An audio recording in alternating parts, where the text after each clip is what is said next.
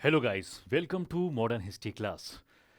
आज की इस क्लास में हम और आप स्टार्ट करने वाले हैं एडवेंट ऑफ यूरोपियंस से कि यूरोपियंस इंडिया में कब आए, व्हाई दे केम हियर, किस पर्पस से आए थे। इसके साथ साथ हमारे देश में पॉलिटिकल, इकोनॉमिकल, एडमिनिस्ट्रेटिव या ज्योग्राफिकल चेंजेस हमें किस प्रकार से देखने को मिलते हैं। सारी चीज़ों को एक एक करके आज की इस क्लास में हम और आप कवर अप करने वाले हैं। फर्स्ट ऑफ ऑल हम इसमें क्या क्या देखने वाले हैं कि जो यूरोपियन पावर्स इंडिया में स्टैब्लिश हुई हैं। फॉर एग्जांपल पुर्तगीज़ आए, डच आए, इंग्लिश आए, फ्रेंच आए, स्वीडिश आए। ठीक, इन्होंने किस तरह से इंडिया में अपने आप को स्लोली स्लोली, ठीक है, पूरे ज्योग्राफिकल एरिया में फैलाया। इसके साथ साथ इन्हीं की जो लड़ाइयाँ रही हैं आपस में वह किस प्रकार से होती हैं। भारत में मेजर हमें चेंजेस क्या क्या देखने को मिलता है। किस प्रकार से एक कंपनी जो केवल ट्रेड करने के ऑब्जेक्टिव से इंडिया आती है और वह धीरे धीरे करके भारत में ना केवल ट्रेड बल्कि प्रॉफिटेबल, इसके साथ साथ इकोनॉमिकल, इसके साथ साथ एडमिनिस्ट्रेशन और इसके बाद अंत में पॉलिटिकल पावर भी गेन करने लगती है। ठीक, ये जो इतना बड़ा चेंजेस है इस मॉडर्न हिस्ट्री में उसे हमको और आपको अच्छी तरह से समझना पड़ेगा। ठीक, इसके साथ साथ इन यूरोपियन कंपनीज में आपस में क्या मतभेद रहे हैं, ये क्यों लड़ रहे थे, और British East India company India में किस तरह से एक रूलिंग कंपनी बन जाती है जिसने ना केवल ट्रेड बल्कि इकोनॉमिकल एम्पायर और पॉलिटिकल एम्पायर भी अपना खड़ा कर दिया। ठीक, इनके जो इंटरेस्ट थे किस प्रकार से कन्फ्लिक्ट होते हैं जिससे हमारे देश में एक इनिशियल वॉर देखने को मिलता है जिसको हम लोग कहते हैं कर्नाटिक वॉर्स कहते हैं। ठीक, इसके बाद भारत में किस प्रकार से सारी चीज़ें ब्रिटिश ईस्ट इंडिया कंपनी के फेवर में जाती हैं। For example battle of Plassey 1757 in battle of Buxar 1764, जिसके बाद इंडिया ने इनडायरेक्ट या डायरेक्ट अगर आप उठाकर देखेंगे तो अपना पावर पूरी तरह से हाथ से खो देता है और ब्रिटिश के पास ना चाहते हुए भी, खैर इंटेंशन तो उनका था ही, लेकिन पूरी तरह से फूट डालो शासन करके, डिवाइड एंड रूल खेल करके इंडिया में अपने आप को स्टैब्लिश कर लेते हैं। ठीक, ये क्यों है? क्योंकि यहाँ पर यूरोपियंस ने, बिगिनिंग होती है इनकी पॉलिटिकल कंट्रोल की, फाउंडेशन ब्रिटिश अंपायर इंडिया, और सबसे अच्छी बात देखेंगे कि ये ट्रेड से स्टार्ट होके सीधे कहाँ पर पहुँचते हैं, सीधे सीधे इंडिया में टेरिटोरियल पावर, मतलब जो हमारे देश हैं, हमारे जो राज्य थे, छोटे छोटे से जो प्रिंसलीहुड रियासतें थी, इन सब पर अपना ये अधिकार कर लेते हैं। बट ये इतना आसान नहीं था। कैसे था, जरा धीरे धीरे करके इन्हें हम समझते हैं। ठीक, तो पैनिक नहीं होना है। ये एक्चुअल में अगर देखा जाए ना तो एग्जाम का सबसे इंपॉर्टेंट और कंफ्यूजिंग पार्ट होता है, जहां पर ये पता नहीं चलता है कि सबसे पहले कौन आया, क्यों गया। ठीक है, और इनकी जो थोड़ा बहुत मिसमैच हो जाती हैं वॉर में, ये अच्छी तरह से हमें देख के चलना है। ठीक, क्योंकि 1857 के बाद आज़ादी की लड़ाई बड़ी क्लियर हो जाती है। अभी तक क्लियर नहीं है क्योंकि यहाँ पर सब आपस में लड़े जा रहे हैं। ठीक है, अभी यहाँ पर ब्रिटिश भी अपने आप को जमाना चाहते हैं, पुर्तगीज भी जमाना चाहते हैं, फ्रेंच भी अपने आप को इस्टेब्लिश करना चाहते हैं। एवरी वन इज स्ट्रगलिंग, और पैरेलल अगर आप उठाकर देखेंगे तो इंडियन जो रूलर हैं वह भी अपने आप को इस्टेब्लिश करना चाहते हैं। ठीक है, चाहे आप नॉर्थ इंडिया की बात कर लीजिए, साउदर्न इंडिया की बात कर लीजिए, सेंट्रल इंडिया की बात कर लीजिए, किसी भी अगर आप पार्ट जाएंगे, ईस्ट जाएंगे, वेस्ट जाएंगे, ये सब एक दूसरे के ऊपर अपना, ठीक है, जज्बा या एक प्रकार से देखेंगे रूल जमा के रखना चाहते थे। ओके, सो टाइम फ्रेम की बात करेंगे तो 1498 से 1757 तक की चीज़ों को हम इस क्लास में कवर अप करने वाले हैं। सो फॉर एग्जांपल, जैसे कि हम यहाँ पर देखेंगे कि पहले कौन सी कंपनी आती है इंडिया में। ठीक है, मैं इनके साथ साथ याद रखना आप लोगों को कंपनी का अराइवल बता रहा हूँ कि कब किस कंपनी को बनाया गया था, फॉर्मेशन ऑफ कंपनी। ठीक, तो फर्स्ट ऑफ ऑल हमें कौन देखने को मिलते हैं इंडिया में, पुर्तगीज देखने को मिलते हैं। कौन मिलते हैं? पुर्तगीज देखने को मिलते हैं। ठीक, 1498 में पुर्तगीज के बाद इंडिया में जो आए थे that was the Dutch east India company. ठीक, इन सब का नाम बड़ा आपको कॉमन देखने को मिलेगा, जैसे पुर्तगीज ईस्ट इंडिया कंपनी मिलेगा, डच ईस्ट इंडिया कंपनी मिलेगा। इसके बाद आप देखेंगे तो ब्रिटिश आएंगे जिसको हम लोग क्या कहते हैं, ईस्ट इंडिया कंपनी कहते हैं। इसी के बाद आप देखेंगे तो 1664 में आपको कौन देखने को मिलते हैं, फ्रेंच देखने को मिलते हैं, फ्रेंच कंपनी के नाम से। और इसके साथ साथ, ठीक है ना, मतलब इधर से आप लेके चलेंगे east India company, east India company के बाद आपका डेनिस, और डेनिस के बाद आप देखेंगे तो भारत में कौन आते हैं, फ्रेंच ईस्ट इंडिया कंपनी आती है। लास्ट लास्ट में उठाकर देखेंगे तो आपको स्वीडिश भी देखने को मिलेंगे। कौन देखने को मिलते हैं, स्वीडिश भी देखने को आपको मिल जाते हैं। सो इस तरह से आप देखेंगे ये स्लोली स्लोली करके इंडिया में किस पर्पस से आ रहे हैं, ट्रेड करने के पर्पस से आ रहे हैं, ठीक, व्यापार करने के पर्पस से आ रहे हैं। ठीक है, देखिए एक क्वेश्चन ना बड़ा दिमाग में चलता रहता है हमारे कि सर एक्चुअल में क्या रीज़न था कि यूरोपियंस इंडिया की तरफ आ रहे थे। ठीक, तो आपको एक ना मैप दिमाग में रख के चलना था कि उस समय पर जो हमारा स्थल मार्ग था, पॉइंट टू बी नोटेड, ठीक है, स्थल मार्ग की बात करें तो जो हमारा लैंड रूट था, ठीक है, लैंड रूट कहाँ से होके चलेगा, आप लोगों ने सिल्क रोड के बारे में सुना होगा, ठीक है ना, आपने इधर अरब पार्सियन इस बीच की लाइन को देखा होगा। यहाँ पर अगर आप उठाकर देखेंगे ना, जहाँ से आज भी इंडिया का लैंड रूट हमें देखने को मिलता है, बीच में पाकिस्तान, अफगानिस्तान, अरब, ये सब चीज़ें आते हैं, तो यहाँ अगर आप देखेंगे, ठीक है, तो 1450 के आसपास की बात बता रहा हूं, जहां पर तुर्क रूलर ऑटोमन का यहां पर शासन आ जाता है, जिसके बाद पूरा का पूरा कंट्रोल स्थल मार्ग पर, लैंड रूट पर इसका हो जाएगा। जब इसका रूट में पूरी तरह से कंट्रोल हो जाता है तो रूट एक्चुअल में सबसे महंगा हो जाता है, वेरी वेरी इंपॉर्टेंट, क्या हो जाएगा, महंगा हो जाएगा। जब महंगा हो जाएगा तो यूरोपियंस को तो व्यापार करने के लिए अलग अलग रास्ते तो तलाशने हैं, लेकिन महंगाई के साथ साथ ये रूट अब सेफ भी नहीं था। क्यों सेफ नहीं था, क्योंकि एक दूसरे के ऊपर लोग अटैक करते थे, चोर भी देखने को मिल रहे हैं, चकारी भी देखने को मिल रही है, रोबर्स डकैत भी आपको यहाँ पर देखने को मिलते हैं। सो यूरोपियंस ने एक न्यू मार्ग खोजने की कोशिश की, ठीक है, जिसमें से आप देखेंगे कि पुर्तगाली में वास्को डिगामा इंडिया में आता है। कौन आता है, वास्को डिगामा, ठीक है, मई 1948 में, ठीक, पहुंचता है कहां पर, कालीकट के पोर्ट में, यानी कि बंदरगाह में। मैं 1998 बोलूँ ना तो थोड़ा सा कंफ्यूज मत होना प्लीज़, इसको कवर कर लेना 1498, क्योंकि होता क्या है ना, ये 90s वाला पढ़ पढ़ के आदमी उसी में फंसा रहता है, बट हमें ये गलती नहीं करनी है किसी भी प्रकार से। ओके, सो मई में, आप मई 1498 में वास्को डी गामा कहाँ पर पहुँचता है, इंडिया में पहुँचता है। उस रूट को हम लोग क्या बोलते हैं, कैप ऑफ गुड होप बोलते हैं। क्या बोलते हैं, कैप ऑफ गुड होप बोलते हैं।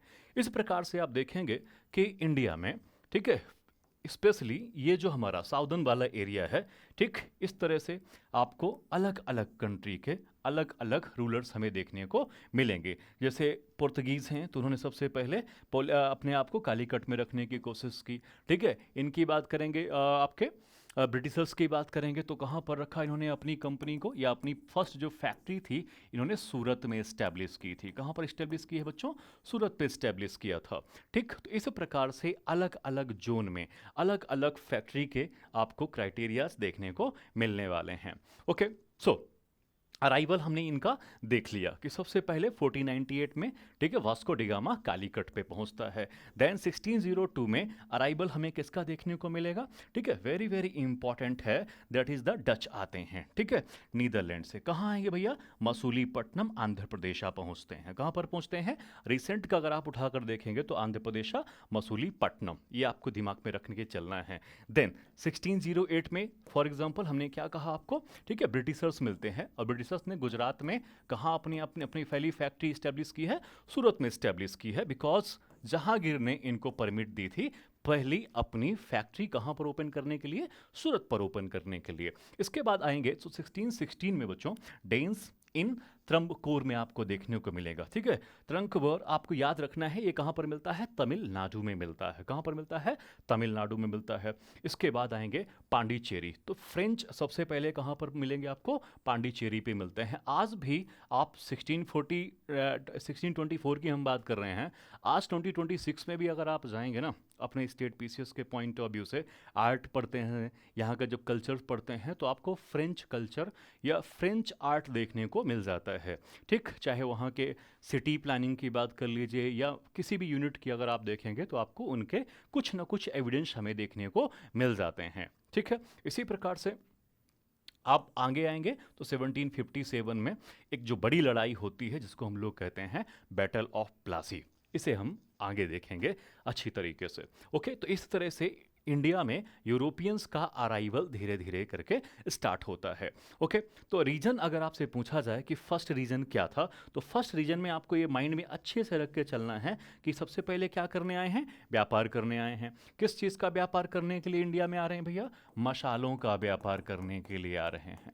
ठीक है, मशालों का व्यापार के साथ साथ क्योंकि इनको 10 गुना 20 गुना प्रॉफिट लगातार हो रहा था, तो पुर्तगीज आए, इसके बाद डच आए, जैसे जैसे खबर लोगों को फैल रही थी सोली सोली करके वो इंडिया में अपने अपने आप को रख रहे थे। इसके बाद नए व्यापारिक मार्गों की खोज चल रही है। ठीक, न्यू ट्रेड रूट अगर खोजे जा रहे हैं तो यहाँ से निकाल के लाए गए। ठीक है, नए व्यापारिक मार्ग आपको देखने को मिलेंगे। इसके साथ साथ सबसे इंपॉर्टेंट चीज़ था कि मुनाफा, ठीक है ना, केस की बात हो रही है, मुनाफा की बात हो रही है, प्रॉफिटेबल था। मेन सबसे इंपॉर्टेंट चीज़ थी कि ये इनके लिए बड़ा ही प्रॉफिटेबल था। फॉर एग्जाम्पल आज भी अगर आप देखेंगे तो इंडिया के मसाले हो गए, इंडिया के मसालों के साथ साथ इन्होंने भारत का जो सूती उद्योग था यानी कि जो कॉटन था उन पर भी इनकी नज़र गई। ठीक है, हम नील की बात करते हैं, इन पर इनका पूरी तरह से फोकस रहा ट्रेड करने में। क्लॉथ इंडस्ट्री में भी इन्होंने अपने आप को अच्छा खासा बसाए रखने की कोशिश की। और अभी हमने कुछ देर पहले ही बताया आपको कि ऑटोमन के आने के बाद से, ठीक है, यूरोपियंस एक न्यू रूट ढूंढ रहे थे और वो कहाँ से मिलता है, कैप ऑफ गुड होप से हमें देखने को मिल जाता है। ठीक है, इसके साथ साथ इनको अपने विस्तार भी रखना था। ठीक है ना, एक्चुअल में एक्सप्लोर भी करना है, अपने बिजनेस स्टेट को और ज़्यादा बढ़ाना है। और एक सबसे इंपॉर्टेंट चीज़ और भी मिलती है कि यहाँ पर पुनर्जागरण रेनेसां का भी एक इम्पैक्ट हमें देखने को मिल जाता है, जिसके कारण यूरोपियन दुनिया भर में जा रहे थे। और last but you have to remember that धर्म प्रचार, रिलीजियस, ठीक है, एंडोर्समेंट के लिए भी ये यूरोप से बाहर के एशिया की तरफ या अलग अलग रूट से जा रहे थे, सो दैट अपने रिलीजियस को भी दुनिया तक क्या कर सकें, स्प्रेड कर सकें, पहुंचा सकें। ओके, इसके बाद भारत में जब ये आ जाते हैं, है ना, आएंगे तो ऑटोमेटिक है कन्फ्लिक्ट होगा। कन्फ्लिक्ट कैसे होगा, पहले ट्रेड को लेके होगा। ओके, ट्रेड होगा, ट्रेड की अपनी अपनी टेरिटरी होगी कि कौन किधर से ट्रेड करेगा, कौन किधर से ट्रेड नहीं करेगा। ठीक है, सबसे इंपॉर्टेंट चीज़ आपको दिमाग में रखना है, क्योंकि जो ट्रेड है ना, हर कोई चाहता है कि हमारी किसी न प्रकार से मोनोपोली बनी रहनी चाहिए। ठीक है, जो कि ब्रिटिश ईस्ट इंडिया कंपनी को बिल्कुल भी भा नहीं रहा था अगर कोई दूसरी यूरोपियन कंपनी की पावर इंडिया में बढ़ती थी। ठीक, सो ये आपको याद रखना है। तो भारत में एक न्यू वॉर आपको देखने को मिलता है जिसे हम लोग कर्नाटिक वॉर कहते हैं। क्या कहते हैं, कर्नाटिक वॉर कहते हैं। तो स्पेशली अगर आप देखेंगे तो 3 कर्नाटिक वॉर हमें देखने को मिलते हैं। कितने मिलते हैं, 3 कर्नाटिक वॉर मिलते हैं। इनमें से सबसे इंपॉर्टेंट चीज़ आपको ये दिमाग में रखना है कि इंडिया केवल और केवल इनके लिए एक प्लेस था, अपनी प्राइवेट, इनकी जो सेल्फ बैटल रही है ना यूरोपियंस के, उसको लड़ने के लिए इंडिया में इन्होंने एक नया ग्राउंड खोज लिया था, एक नया प्लेस खोज लिया था। लड़ाई किसकी है, फ्रेंच की। किससे है भैया, ब्रिटिशर्स की है।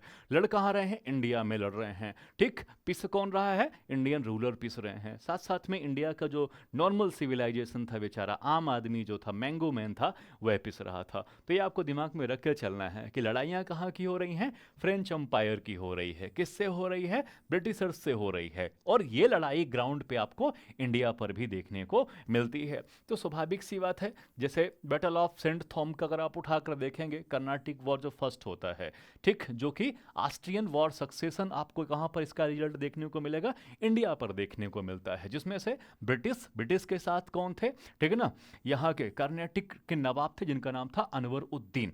इन लोगों से बीच में फाइट होती है। और लास्ट में अगर आप देखेंगे तो एक ट्रीटी होती है, एक समझौता होता है, संधि जिसे हम लोग हिंदी में कहते हैं। You all have to remember guys. ठीक है, क्या कहते हैं, संधि कहते हैं। संधि का मतलब क्या होता है कि एक ऐसा फेज जहां पर आके आप कंप्रोमाइज करना चाहते हैं कि भैया एक काम करो, ये वाला एरिया आप रखो, ये वाला एरिया आप रखो, यहाँ पर हम ट्रेड करेंगे, वहाँ पर आप ट्रेड करिएगा। ठीक, तो इस तरह से ये सारी चीज़ें देखने को मिलती हैं, जिनमें से फर्स्ट कर्नाटिक वॉर का जो ट्रीटी होता है वो ट्रीटी ऑफ एक्स-ला चैप्ले।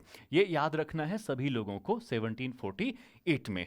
ओके, इस तरह से आप देखेंगे जो सेकंड कर्नाटिक वॉर है, ये इसमें आपको ब्रिटिश प्लस मोहम्मद अली और नासिर नासिर जंग आपको देखने को मिलता है। वर्सेस कर्नाटिक भी होगा, हैदराबाद भी होगा, थोड़ा बहुत मराठा भी इसमें इंटर करने की कोशिश करेंगे, क्योंकि सबको अपना अपना काम तो निकालना है ना, इंटरेस्ट निकालना है, क्योंकि एक दूसरे की जो बॉर्डर लाइन है वह कहीं ना कहीं से इम्पैक्ट हो रही है। ठीक, तो you all have to remember that कि सेकंड कर्नाटिक वॉर फिर से स्टार्ट होगा 1749 के बीच से 1754 तक लगातार चलता रहता है, जिसमें फ्रेंच की तरफ से अगर आप देखेंगे तो फ्रेंच भी होंगे, चंदा साहिब होंगे और मुजफ्फर जंग रहता है। ओके, तो ये आपको तीन चीजें दिमाग में रखनी है। फर्स्ट, ठीक है, कि कर्नाटिक एक हो गया फ्रेंच और एक हो गया ब्रिटिश। ठीक, ये तो खैर ऑल ओवर करना चाहते हैं, इनकी यूरोपियन फाइट है जो इंडिया में कर रहे हैं, साथ साथ में इनका ट्रेड का अपना पॉलिटिकल पावर गेन करने की लड़ाई है। इसके साथ साथ इंडियन किंग भी लड़ रहे हैं। फॉर एग्जाम्पल कर्नाटक की बात करें तो यहाँ पर चंदा साहिब वर्सेस मोहम्मद अली चल रहा है, जिसको मोहम्मद अली को सपोर्ट कौन करेगा, ब्रिटिश करेंगे। चंदा साहिब को सपोर्ट कौन कर रहा है, ठीक है, फ्रेंच कर रहे हैं। इसी तरह से हैदराबाद को देखेंगे तो इधर नासिर जंग है ब्रिटिशर्स के साथ में, और इधर तर मुजफ्फर जंग आपको कहां पर देखने को मिलेगा, ठीक है, फ्रेंच साइड पर देखने को मिलेगा। जिसके बाद आप देखेंगे तो 1754 में एक न्यू ट्रीटी होती है जिसको ट्रीटी ऑफ पांडिचेरी कहा जाता है। क्या कहा जाता है,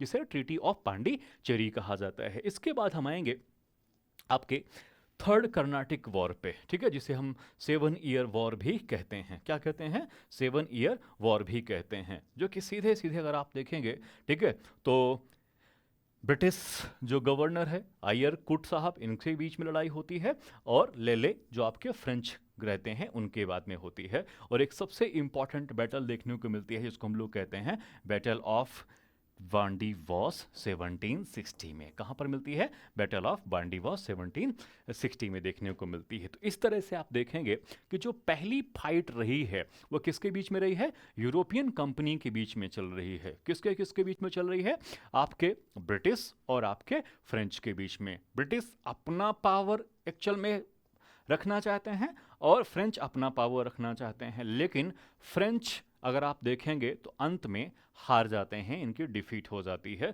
उसका सिंपल सा रीज़न था, क्योंकि क्या बोलते हैं, ब्रिटिशर्स के पास अपनी टैक्टिक प्रॉब्लम, मिलिट्री पावर थी, अपनी आर्मी पावर थी, उनके पास एक पहुंची हुई स्ट्रेटजी रही है, साथ साथ में उनके पास एक बहुत अच्छी पॉलिसी थी जिसको हम लोग कहते हैं डिवाइड एंड रूल, फूट डालो और शासन करो। क्योंकि ये क्या करते थे ना, अलग अलग जो किंग हैं उनके यहाँ पर जो अनसेटिस्फाइड लोग बैठे हुए हैं उन्हें ब्राइबरी दे दो, रिश्वत दे दो, ठीक है ना, उनसे किसी भी प्रकार से इतना ज़्यादा उनको लालच या इतना ऑफर कर दो कि सामने वाला आपके बिहाफ में खड़े होने के लिए, फाइट करने के लिए खड़ा हो जाए। इसके साथ साथ सबसे इंपॉर्टेंट चीज़, या फिर न्यूट्रल हो जाओ, ठीक है, जिसे हम लोग आगे चल के अभी आप देखेंगे कि प्लासी के युद्ध में भी देखने को मिलेगा, बक्सर की बैटल में हमको देखने को मिलेगा। जितनी छोटी छोटी या बड़ी बड़ी लड़ाइयाँ रही हैं इंडिया में, इन सब ने किस तरह से अपने आप को रखने की कोशिश की है, ठीक है।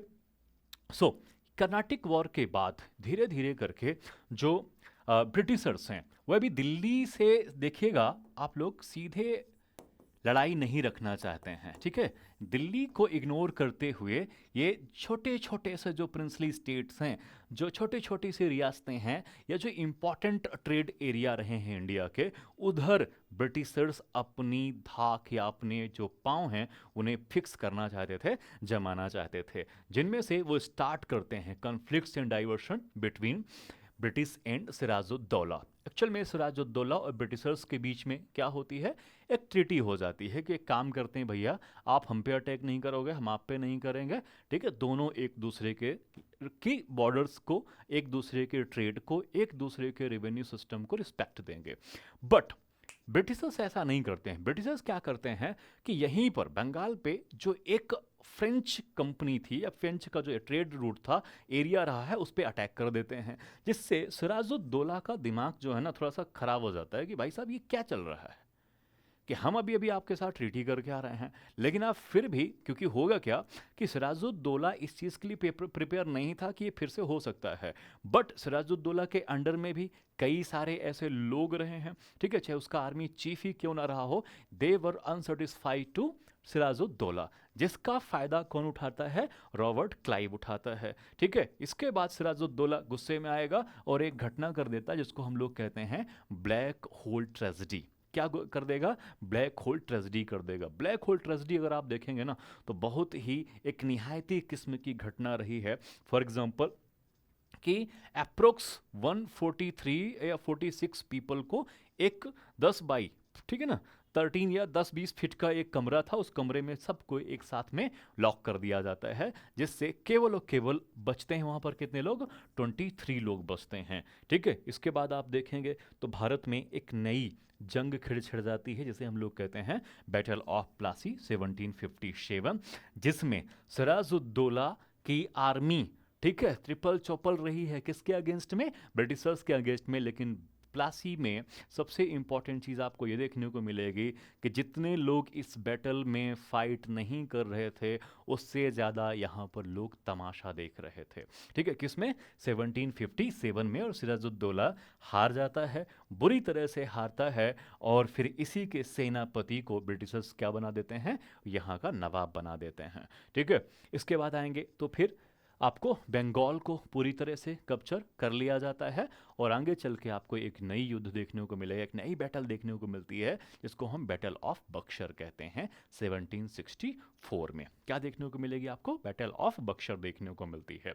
ठीक है, तो ये छोटा छोटा सा मैं आपको केवल आइडिया दे रहा हूँ, ओके, सो दैट आपने तो पढ़ा ही होगा, लेकिन इन चीज़ों को भी साथ में हमें देख के चलना है। फर्स्ट क्वेश्चन आप लोगों की स्क्रीन के सामने है, and you all have to read this question and please give the right answer with reference to the blue water policy.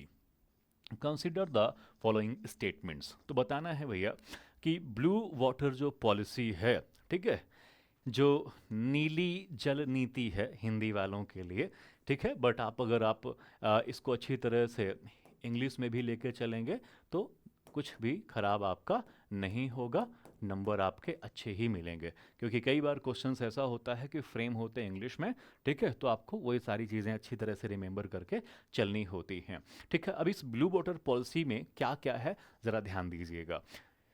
It emphasise the importance of strong naval fleet, ठीक है, it aim at controlling key land routes of the spice trade, it was implemented during the governorship of Francisco de Almeida। ठीक, अब आपको बताना है कि which of the statement given above is correct or not correct। ठीक है, correct का ही actual में आपको आंसर देना है। ठीक है, प्यार से इसको पढ़िएगा और देन इसका आंसर देने की आपको कोशिश करनी है। Everyone has to give the right answer guys.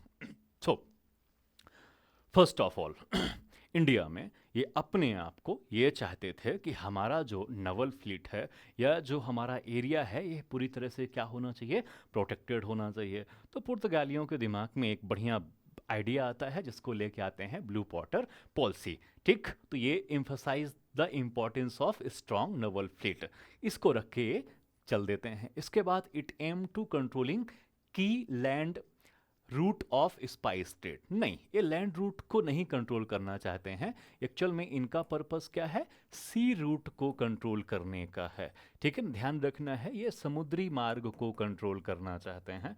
ठीक है, क्योंकि इन्हें अगर केवल और केवल, ठीक है, लैंड रूट कंट्रोल करना होता तो ऑटोमन से सीधे जाके लड़ाई कर सकते थे, बट इन्होंने ऐसा बिल्कुल भी नहीं किया, because they are the traders, they know how we have to implement their policy. इसके बाद it was implemented during the governorship of Francisco de Almeida. तो ये आपको याद रखना है कि आपका जो फर्स्ट वाला पार्ट है और जो आपका थर्ड वाला पार्ट है दैट इज करेक्ट। ओके, सो इसका राइट आंसर क्या होने वाला है, बी होने वाला है। ओके, क्लियर यहां तक सभी लोगों को। ब्लू वाटर पॉलिसी लाई गई थी किसके लिए भैया, सी रूट के लिए, ताकि यहां पर हमारा कंट्रोल रह सके, हम अपने अकॉर्डिंग यहां पर रिवेन्यू सिस्टम, रूल रेगुलेशंस क्या कर सके, सेंशन कर सके, इंप्लीमेंट कर सके। ठीक है, इनको हम यहां पर लागू करवा सके। ठीक, इस तरह से आप देखेंगे अपनी जो नवल पावर है इसको लगातार स्ट्रांग करने की कोशिश की जा रही थी, किसके द्वारा, पुर्तगीज के द्वारा। ओके गाइज, सो ये था आपका फर्स्ट क्वेश्चन। आई होप ये आपको अच्छी तरह से दिमाग में आ गया होगा। देन सेकंड क्वेश्चन की तरफ हम बढ़ेंगे, तो which of the following statement is are correct. तो first of all Bartholomew Dias reached India in 1488, Vasco da Gama named the Cape of Good Hope, या Vasco da Gama reached Calicut in 1498। ये आपको answer देना है कि क्या होगा इसका सही जवाब। ओके, थोड़ा सा रिकॉल करिए जो आपने पढ़ा था, उस रिकॉल किए हुए को ही अच्छे से यहाँ पर आपको इम्प्लीमेंट करना है। तो फर्स्ट ऑफ ऑल कि इंडिया में 1488 में ये भाई साहब नहीं आते हैं। ओके, कौन आता है? बहुत सिंपल सी बात है, ठीक है, कि कैप ऑफ, जब हम गुड होप की भी बात करते हैं, ठीक है, तो ये किसने नाम नहीं दिया है? वास्को डी गामा ने ये नाम नहीं दिया था। ओके, इसके बाद आपको याद रखना है कि वास्को डी गामा पहुंचता है कालीकट 1498 में, तो इसका जो आंसर होने वाला है यह ओनली 3 होने वाला है। क्या होने वाला है? ओनली 3 होने वाला है। ओके, इसके बाद एक छोटा सा जरूर पॉइंट आप रखिएगा कि जो कैप ऑफ गुड होप है, ठीक है ना, जिस मार्ग को हम लोग या रूट को हम कहते हैं, ठीक है, कैप ऑफ गुड होप। देखिए, कैप ऑफ गुड होप एक सी रूट है। कैसा सी रूट है? आपने इंडिया को देखा होगा, इंडिया के साथ साथ आपने अफ्रीकन इन कंट्रीज़ को अगर आप उठाकर देखोगे ना, तो यहाँ से जो रूट चल के आता है इंडिया की तरफ, इसी रूट को एक्चुअल में क्या कहा जाता है? कैप ऑफ गुड होप कहा जाता है। क्या कहा जाता है? कैप ऑफ गुड होप कहा जाता है। कैप ऑफ गुड होप को पहले कैप ऑफ स्टॉर्म भी कहते थे। क्या कहते थे? कैप ऑफ स्टॉर्म भी कहलाता था, ठीक है, जिसको बाद में जो डियाज भाई साहब हैं, इन्होंने इसका नेम चेंज करके क्या रखा था? कैप ऑफ गुड होप रखा था। Okay, so these points you all have to remember. Okay, इसके साथ साथ कहीं कहीं पर आपको ये भी देखने को मिलेगा कि जो पुर्तगीज़ किंग रहे हैं, किंग जॉन, इन्होंने भी इसमें इसके नेम को चेंज करने में मदद की थी। अब पूरी तरह से आप देखेंगे तो इन्हीं का योगदान इनके साथ में देखने को मिल जाता है। सो ओनली 3 ए राइट आंसर आपको करना है। इसके बाद आएंगे तो आपके पास एक क्वेश्चन है, which of the following was या were introduced by the Portuguese in India? ठीक, cultivation of tobacco in potato, ठीक है, बताना है आप लोगों को।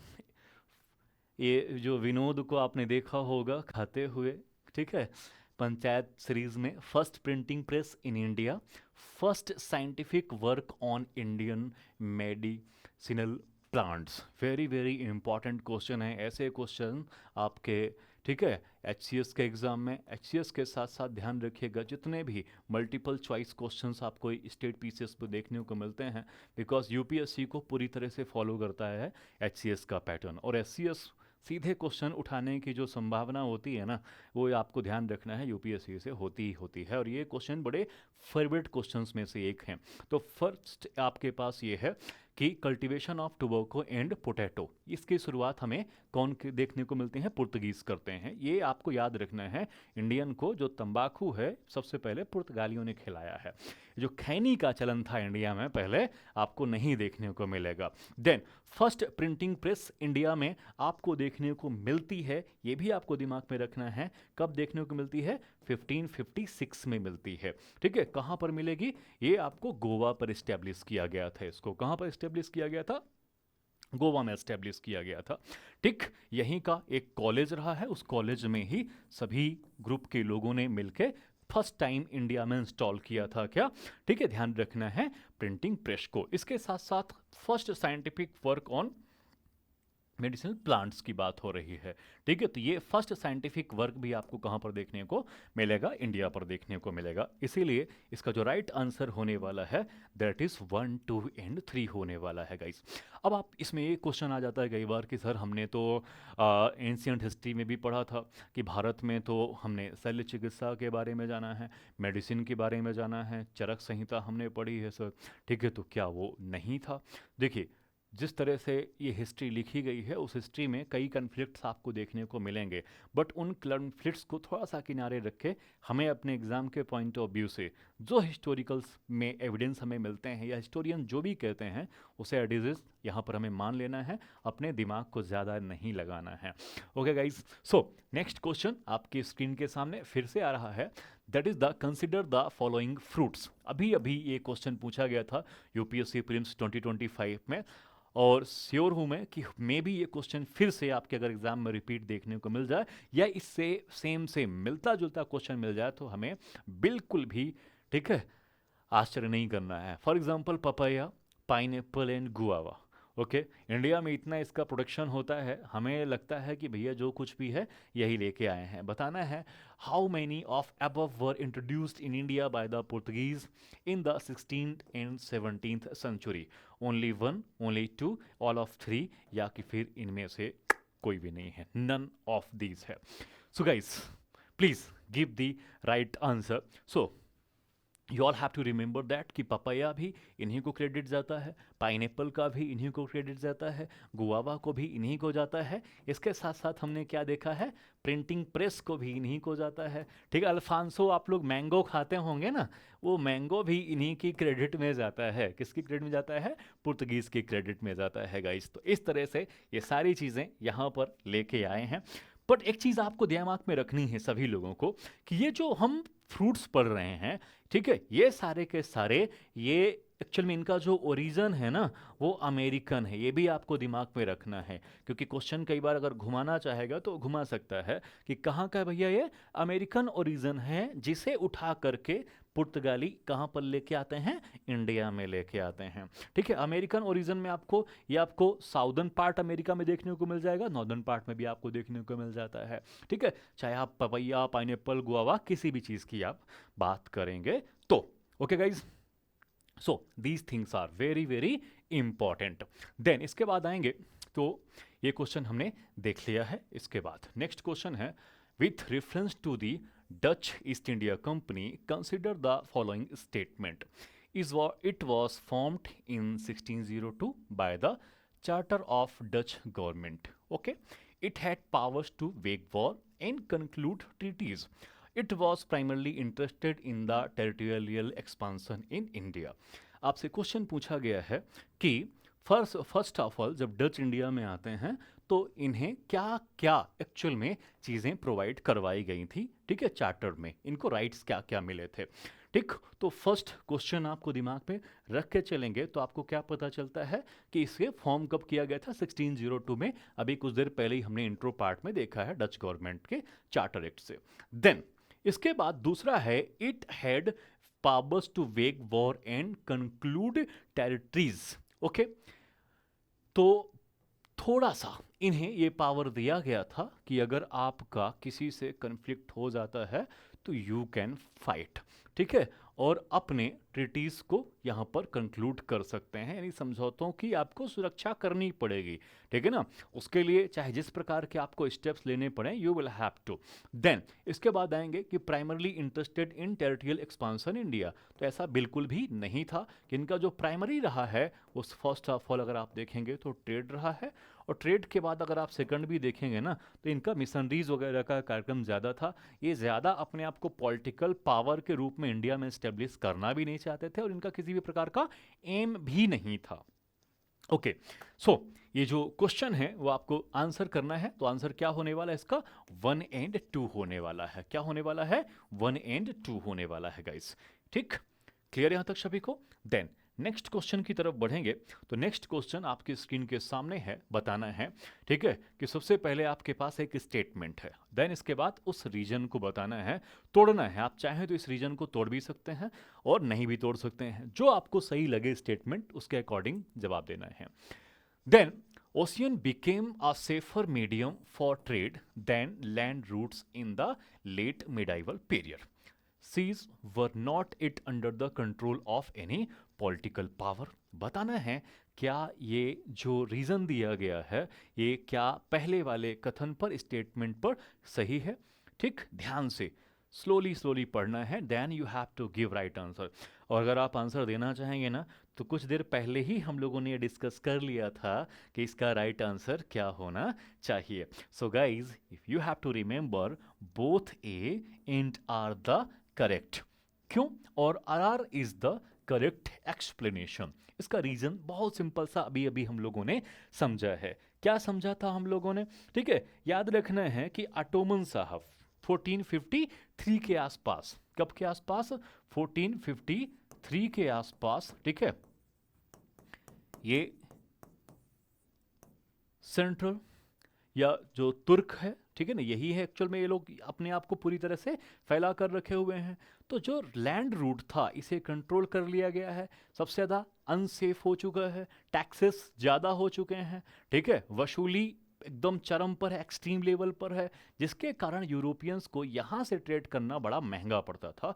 मतलब एक प्रकार से देखा जाए तो दैट वाज दी घाटे का सौदा, ठीक है, जो यूरोपियंस करना नहीं चाहते थे। इसीलिए अभी तक किसी भी ऐसा किंग कोई नहीं था जिसका, ठीक है, ओशियन की तरफ क्या हो, इनका कंट्रोल हो। तो सबसे सेफ और सुरक्षित मीडियम रहा है दैट वाज दी ओशियन, ठीक है, जिसको लेके यूरोपियंस ने नए नए रूट्स खोजते हैं, जैसे कोलंबस ने अमेरिका की खोज कर ली, ठीक है ना, या वास्को डिगामा ने, याद रखना है आपको सी रूट के माध्यम से बता रहा हूँ। कई बार बच्चे इसको कंफ्यूजिंग में ले लेते हैं कि सर अमेरिका की डिस्कवरी कैसे कोलंबस कर सकता है ना, केवल हम किसकी बात कर रहे हैं, सी रूट की बात कर रहे हैं।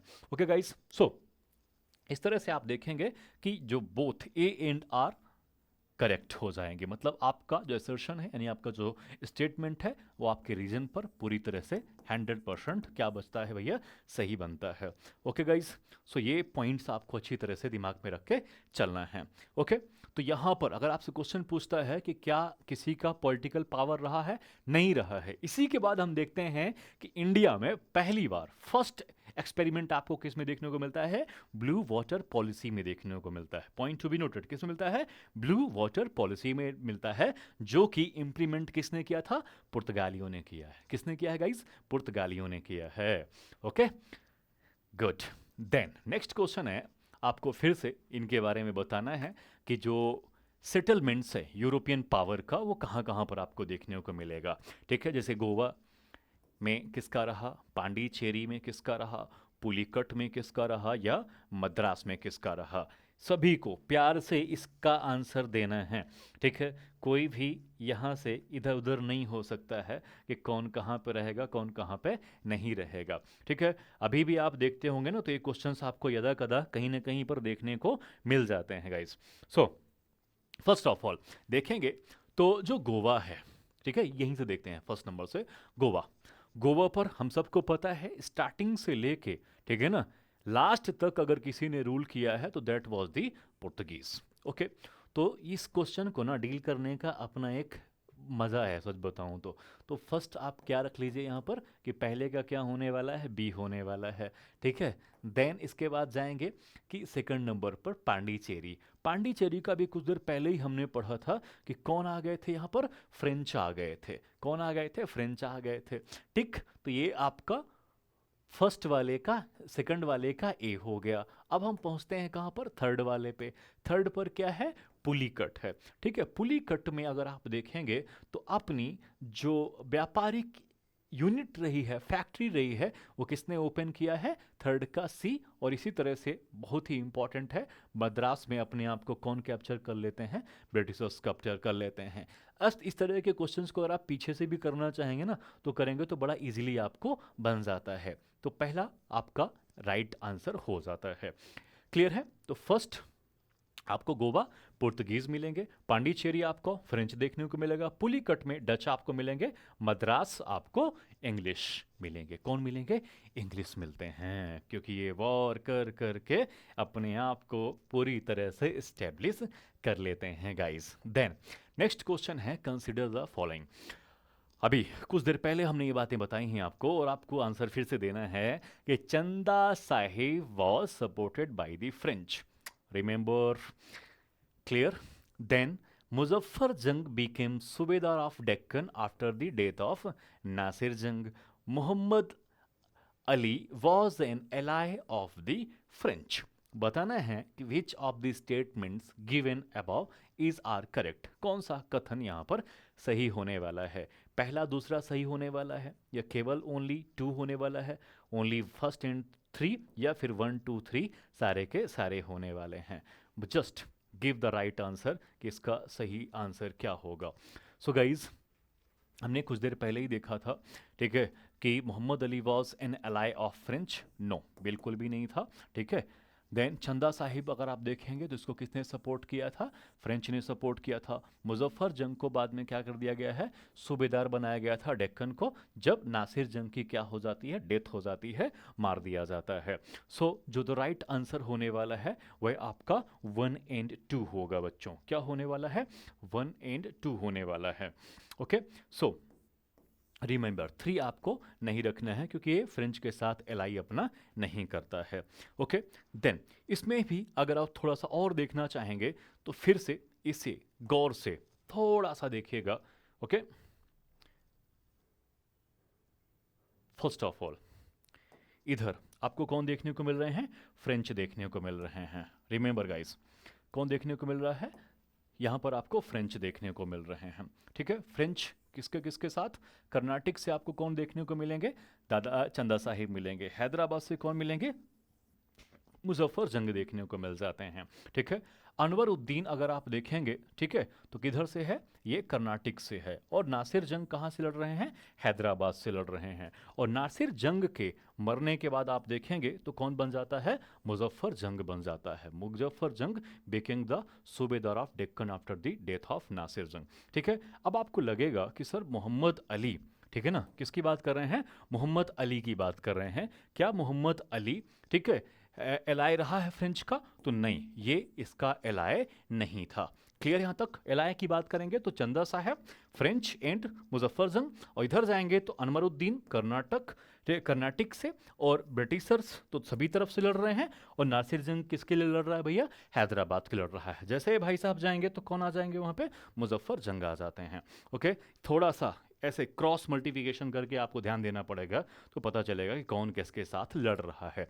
और यही अगर आप देखेंगे तो कर्नाटक वॉर का सबसे बड़ा, ठीक है, रीजन भी मिलता है। Then with the reference to the battle of Colachel 1741 की बात कर रहे हैं। Consider the following statement. It was fought between the Dutch and Kingdom of Travancore. Very good. Dutch were defeated by King Marthand Varma. Then it was the first instance where an Indian power defeated a European power in a naval engagement in India. बताना है आप लोगों को कि इसका right answer क्या होने वाला है। Okay, so guys, first of all ये पहली बार है कि इंडिया में डच के अगेंस्ट त्रावणकोर के राजा साहब लड़ रहे हैं, किंग लड़ रहे हैं। ये किंग कौन सा है? You all have to remember guys. Okay, कौन है? थोड़ा सा मार्तंड वर्मा मिलेंगे आपको। ठीक है, अंग्रेजी में थोड़ा सा हम लोग इसको डिफरेंट वे पे लिखते हैं, बट हिंदी में ये आपको कौन मिलते हैं? मार्तंड वर्मा मिलते हैं। ठीक है, मार्तंड वर्मा ने फर्स्ट टाइम डचों को क्या किया है? डिफीट किया है, हराया है।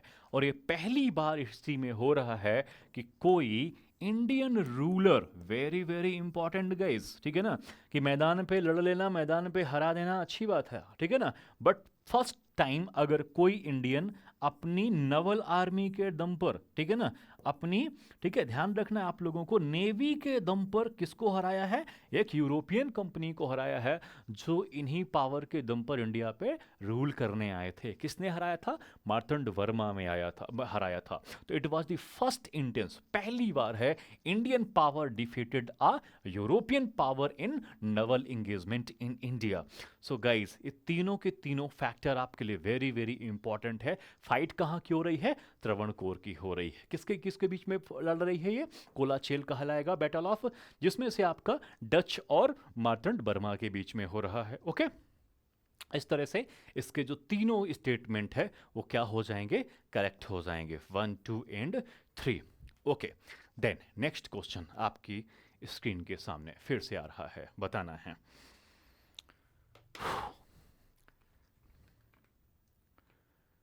रीड करिए।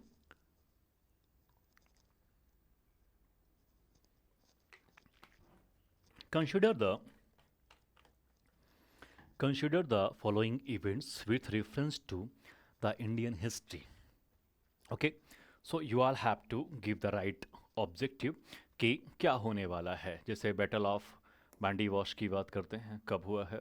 देन सेकंड कर्नाटिक वॉर की बात करते हैं, ट्रीटी ऑफ पेरिस हो गई या formation of English east India company हो गया। ओके, सो आपको इसका पूरी तरह से क्रोनोलॉजी बतानी है, सीक्वेंस बताना है। और ऐसे क्वेश्चन जब आते हैं ना तो हम लोग फंस जाते हैं गाइस। क्या होते हैं? फंस जाते हैं। तो formation of English east India company का अगर आप उठाकर देखेंगे तो कब हो जाता है? 1600 एडी में हो जाता है। और इंडिया में ये 1608 से आके देखेंगे तो अपनी काम को स्टार्ट कर देते हैं। और उस समय पर इंडिया में जो रूलर था वो था कौन? जहांगीर था। याद रखना है, जहांगीर था। और जहांगीर दिल्ली में बैठता था। You all have to remember guys, ठीक है?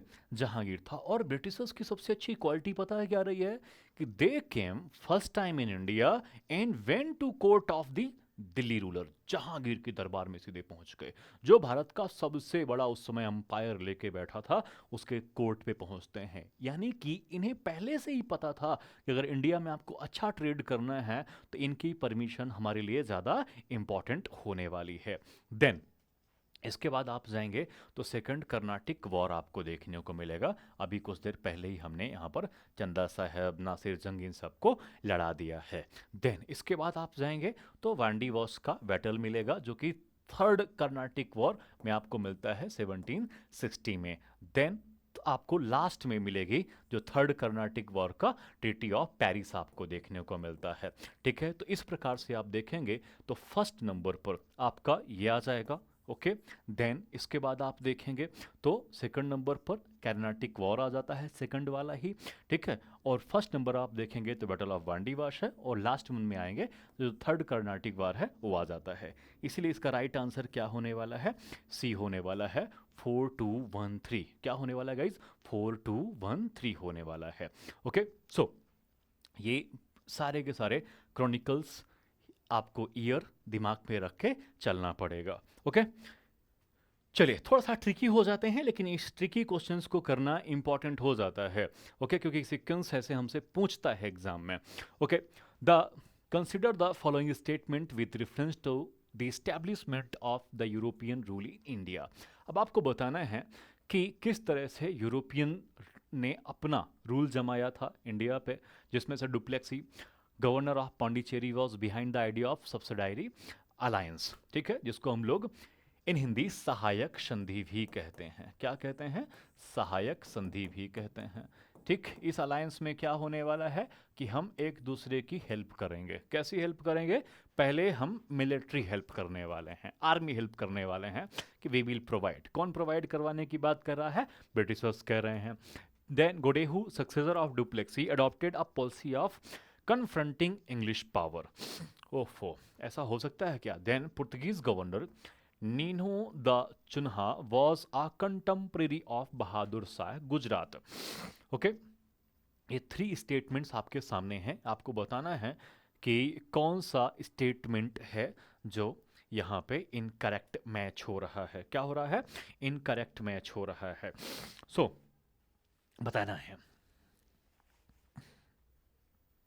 So first of all guys, ये दिमाग में रखना है कि Dupleix governor of Pondicherry was behind the idea of subsidiary alliance. तो ऐसा बिल्कुल भी नहीं है, बिकॉज जो सब्सिडायरी या सहायक संधि अलायंस रहा है जिसको लॉर्ड वेलेस्ली लेके आया था। कौन लेके आया है? लॉर्ड वेलेस्ली लेके आया था, ना कि ये आपके डुप्लेक्सी साहब आने वाले हैं। सो फर्स्ट आंसर को आपको सीधी तरह से नकार देना है, इनकरेक्ट कर देना है। Then Godeheu, successor of Dupleix, adopted a policy of confronting English power. ज़रा ध्यान लगाइएगा, आपने पढ़ा होगा कि क्या इसने इंग्लिश पावर को यानी अंग्रेजी शक्ति को कन्फ्रंट करने की कोशिश की थी। ठीक, तो ऐसा बिल्कुल भी नहीं होने वाला है, क्योंकि चार्ल था, उसने एक्चुअल में कन्फ्रंटिंग इंग्लिश पावर के लिए रखा था। But Portuguese governor Nino da Cunha was the contemporary of Bahadur Shah. तो ऐसा बिल्कुल भी नहीं है, क्योंकि बहादुर शाह जब अपने पास आया था, अपने रूलिंग टाइम पे गुजरात में आया है, तब उस समय पर ये भाई साहब नहीं थे। इट मीन्स हिस्ट्री में अगर आप टाइम पीरियड उठाकर देखेंगे ना, तो सबसे पहला होता है कि आप इस फेज में कौन किसके सामने खड़ा होकर अपनी, ठीक है, एक्टिविटीज़ को इम्प्लीमेंट कर रहा है। बट इनके बीच में ऐसा हमें कहीं पर भी एविडेंस देखने को नहीं मिलता है। ओके, सो ये पॉइंट आपको अच्छी तरह से दिमाग में रखना है। क्लियर है? वेरी वेरी इम्पॉर्टेंट है। इंग्लिश पावर की भी बात हो गई, कंटेम्प्रेरी इनकी भी बात हो गई, और साथ साथ में लॉर्ड वेलेस्ली ने क्या लेके आया है भैया? सहायक संधि, सब्सिडायरी अलायंसेस हमारे पास लेके चले आते हैं। ठीक है, बिकॉज अगर आप उठाकर देखेंगे इनके टाइम पीरियड की अगर हम बात करें तो 39 तक आपको देखने को मिलता है। किसका? 1539 तक आपको मिलेगा चुन्हा साहब का। ठीक है, और ये जो बहादुर शाह रहे हैं उसके अप्रॉक्स आपको बाहर देखने को मिलते हैं टाइम पीरियड की जब भी हम लोग बातें करते हैं। ओके, देन आगे आते हैं। सो ये जो आंसर होने वाला है वो आपका डी होने वाला है कि जितने भी सेंटेंसेस है वो सारे के सारे कैसे हैं? इनकरेक्ट हैं। कोई भी राइट इन्फॉर्मेशन हमें यहाँ से नहीं दे रहा है। क्या नहीं दे रहा है? कोई भी राइट इन्फॉर्मेशन हमें यहाँ से नहीं दे रहा है। So next question, consider the following statements. Bombay was given by the Portuguese to the Britishers crown as a part of the dowry Catherine of Braganza. Very good. Then Fort Saint George was the first fortified settlement of England on the eastern coast of India. Then Fort William was built by the English after the acquisition of the zamindari of three villages of Sutanuti, Govindpur और आपका कलिकटा। यही आगे चल के ध्यान रखना है, कलकत्ता के रूप में इमर्ज होने वाला है, इमर्ज होने वाला है। सो आपको बताना है कि इनमें से कौन सा सेंटेंस है जो करेक्ट है। ओके, सो गाइस ध्यान से, तो फर्स्ट ऑफ ऑल अगर हम बात करें आपसे, Bombay was given by the Portuguese to the. Okay, तो ये सच है ना? 1662 में। कब की बात है? 1662 की बात है बच्चों, जब भारत में शादी ब्याह हुआ था। एक्चुअल में किसका होगा? जो ब्रिटिश किंग था, किंग चार्ल्स, ये आपको दिमाग में रखना है। ठीक है, किंग चार्ल्स सेकंड की शादी हो जाती है किसके साथ? कैथरीन ऑफ ब्रेगेंजा के साथ होती है।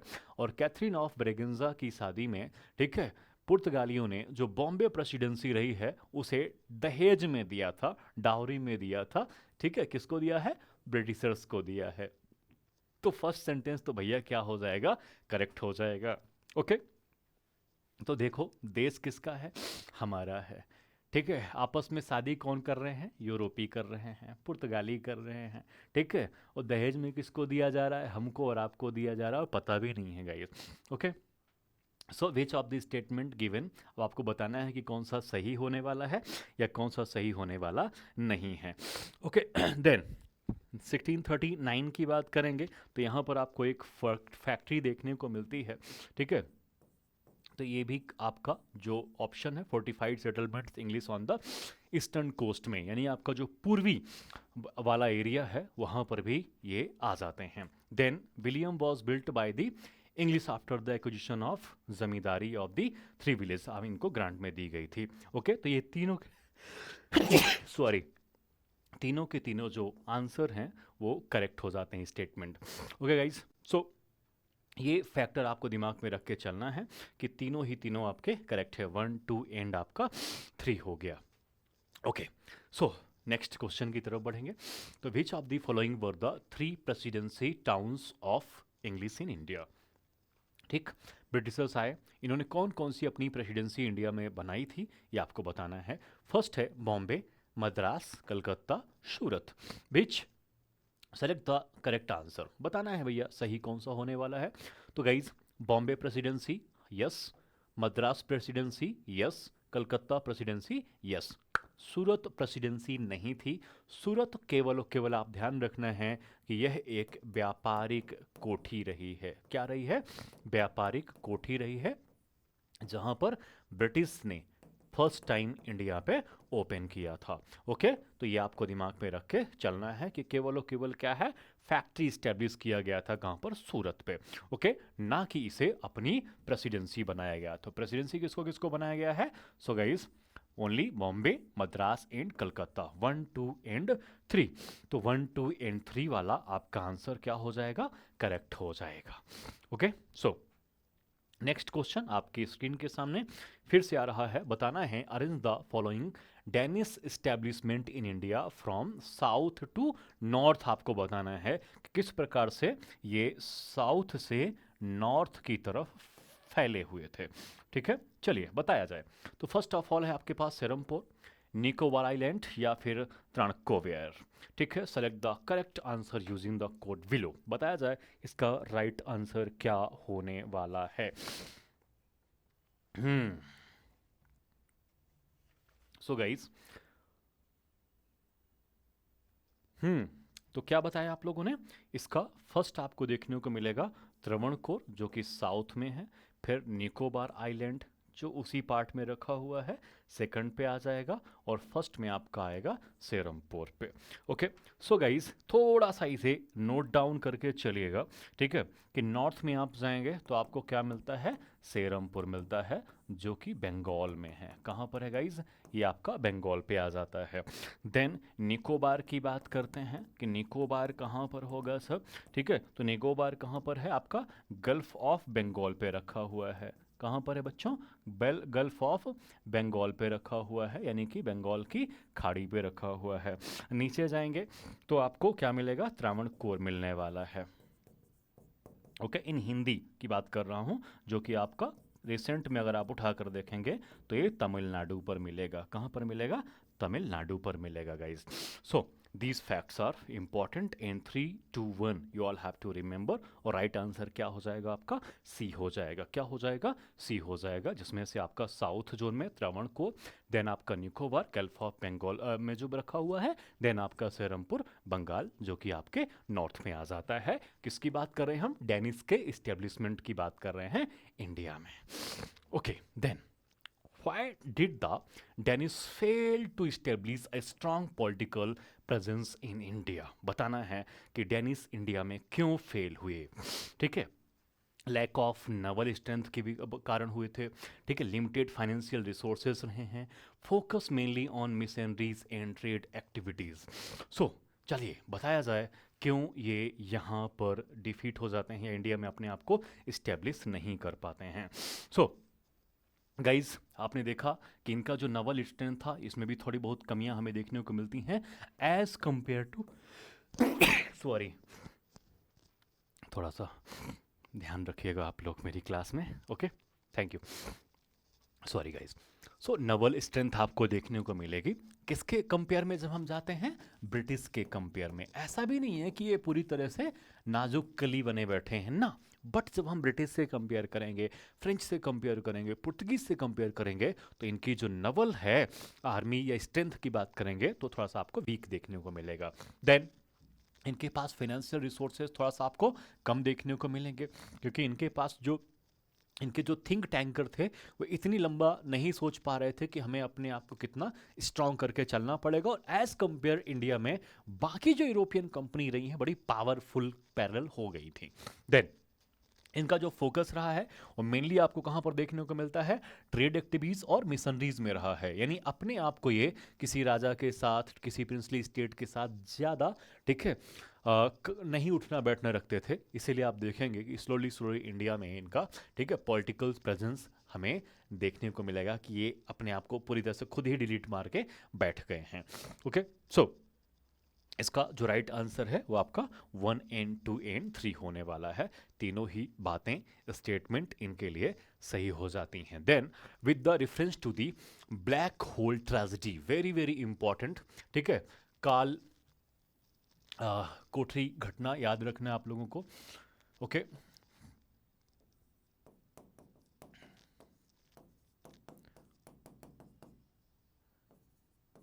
Black hole tragedy guys, consider the following statement. सबसे पहली बात, it acquired offer the English fortified Fort William without the permission of Nawab of Bengal.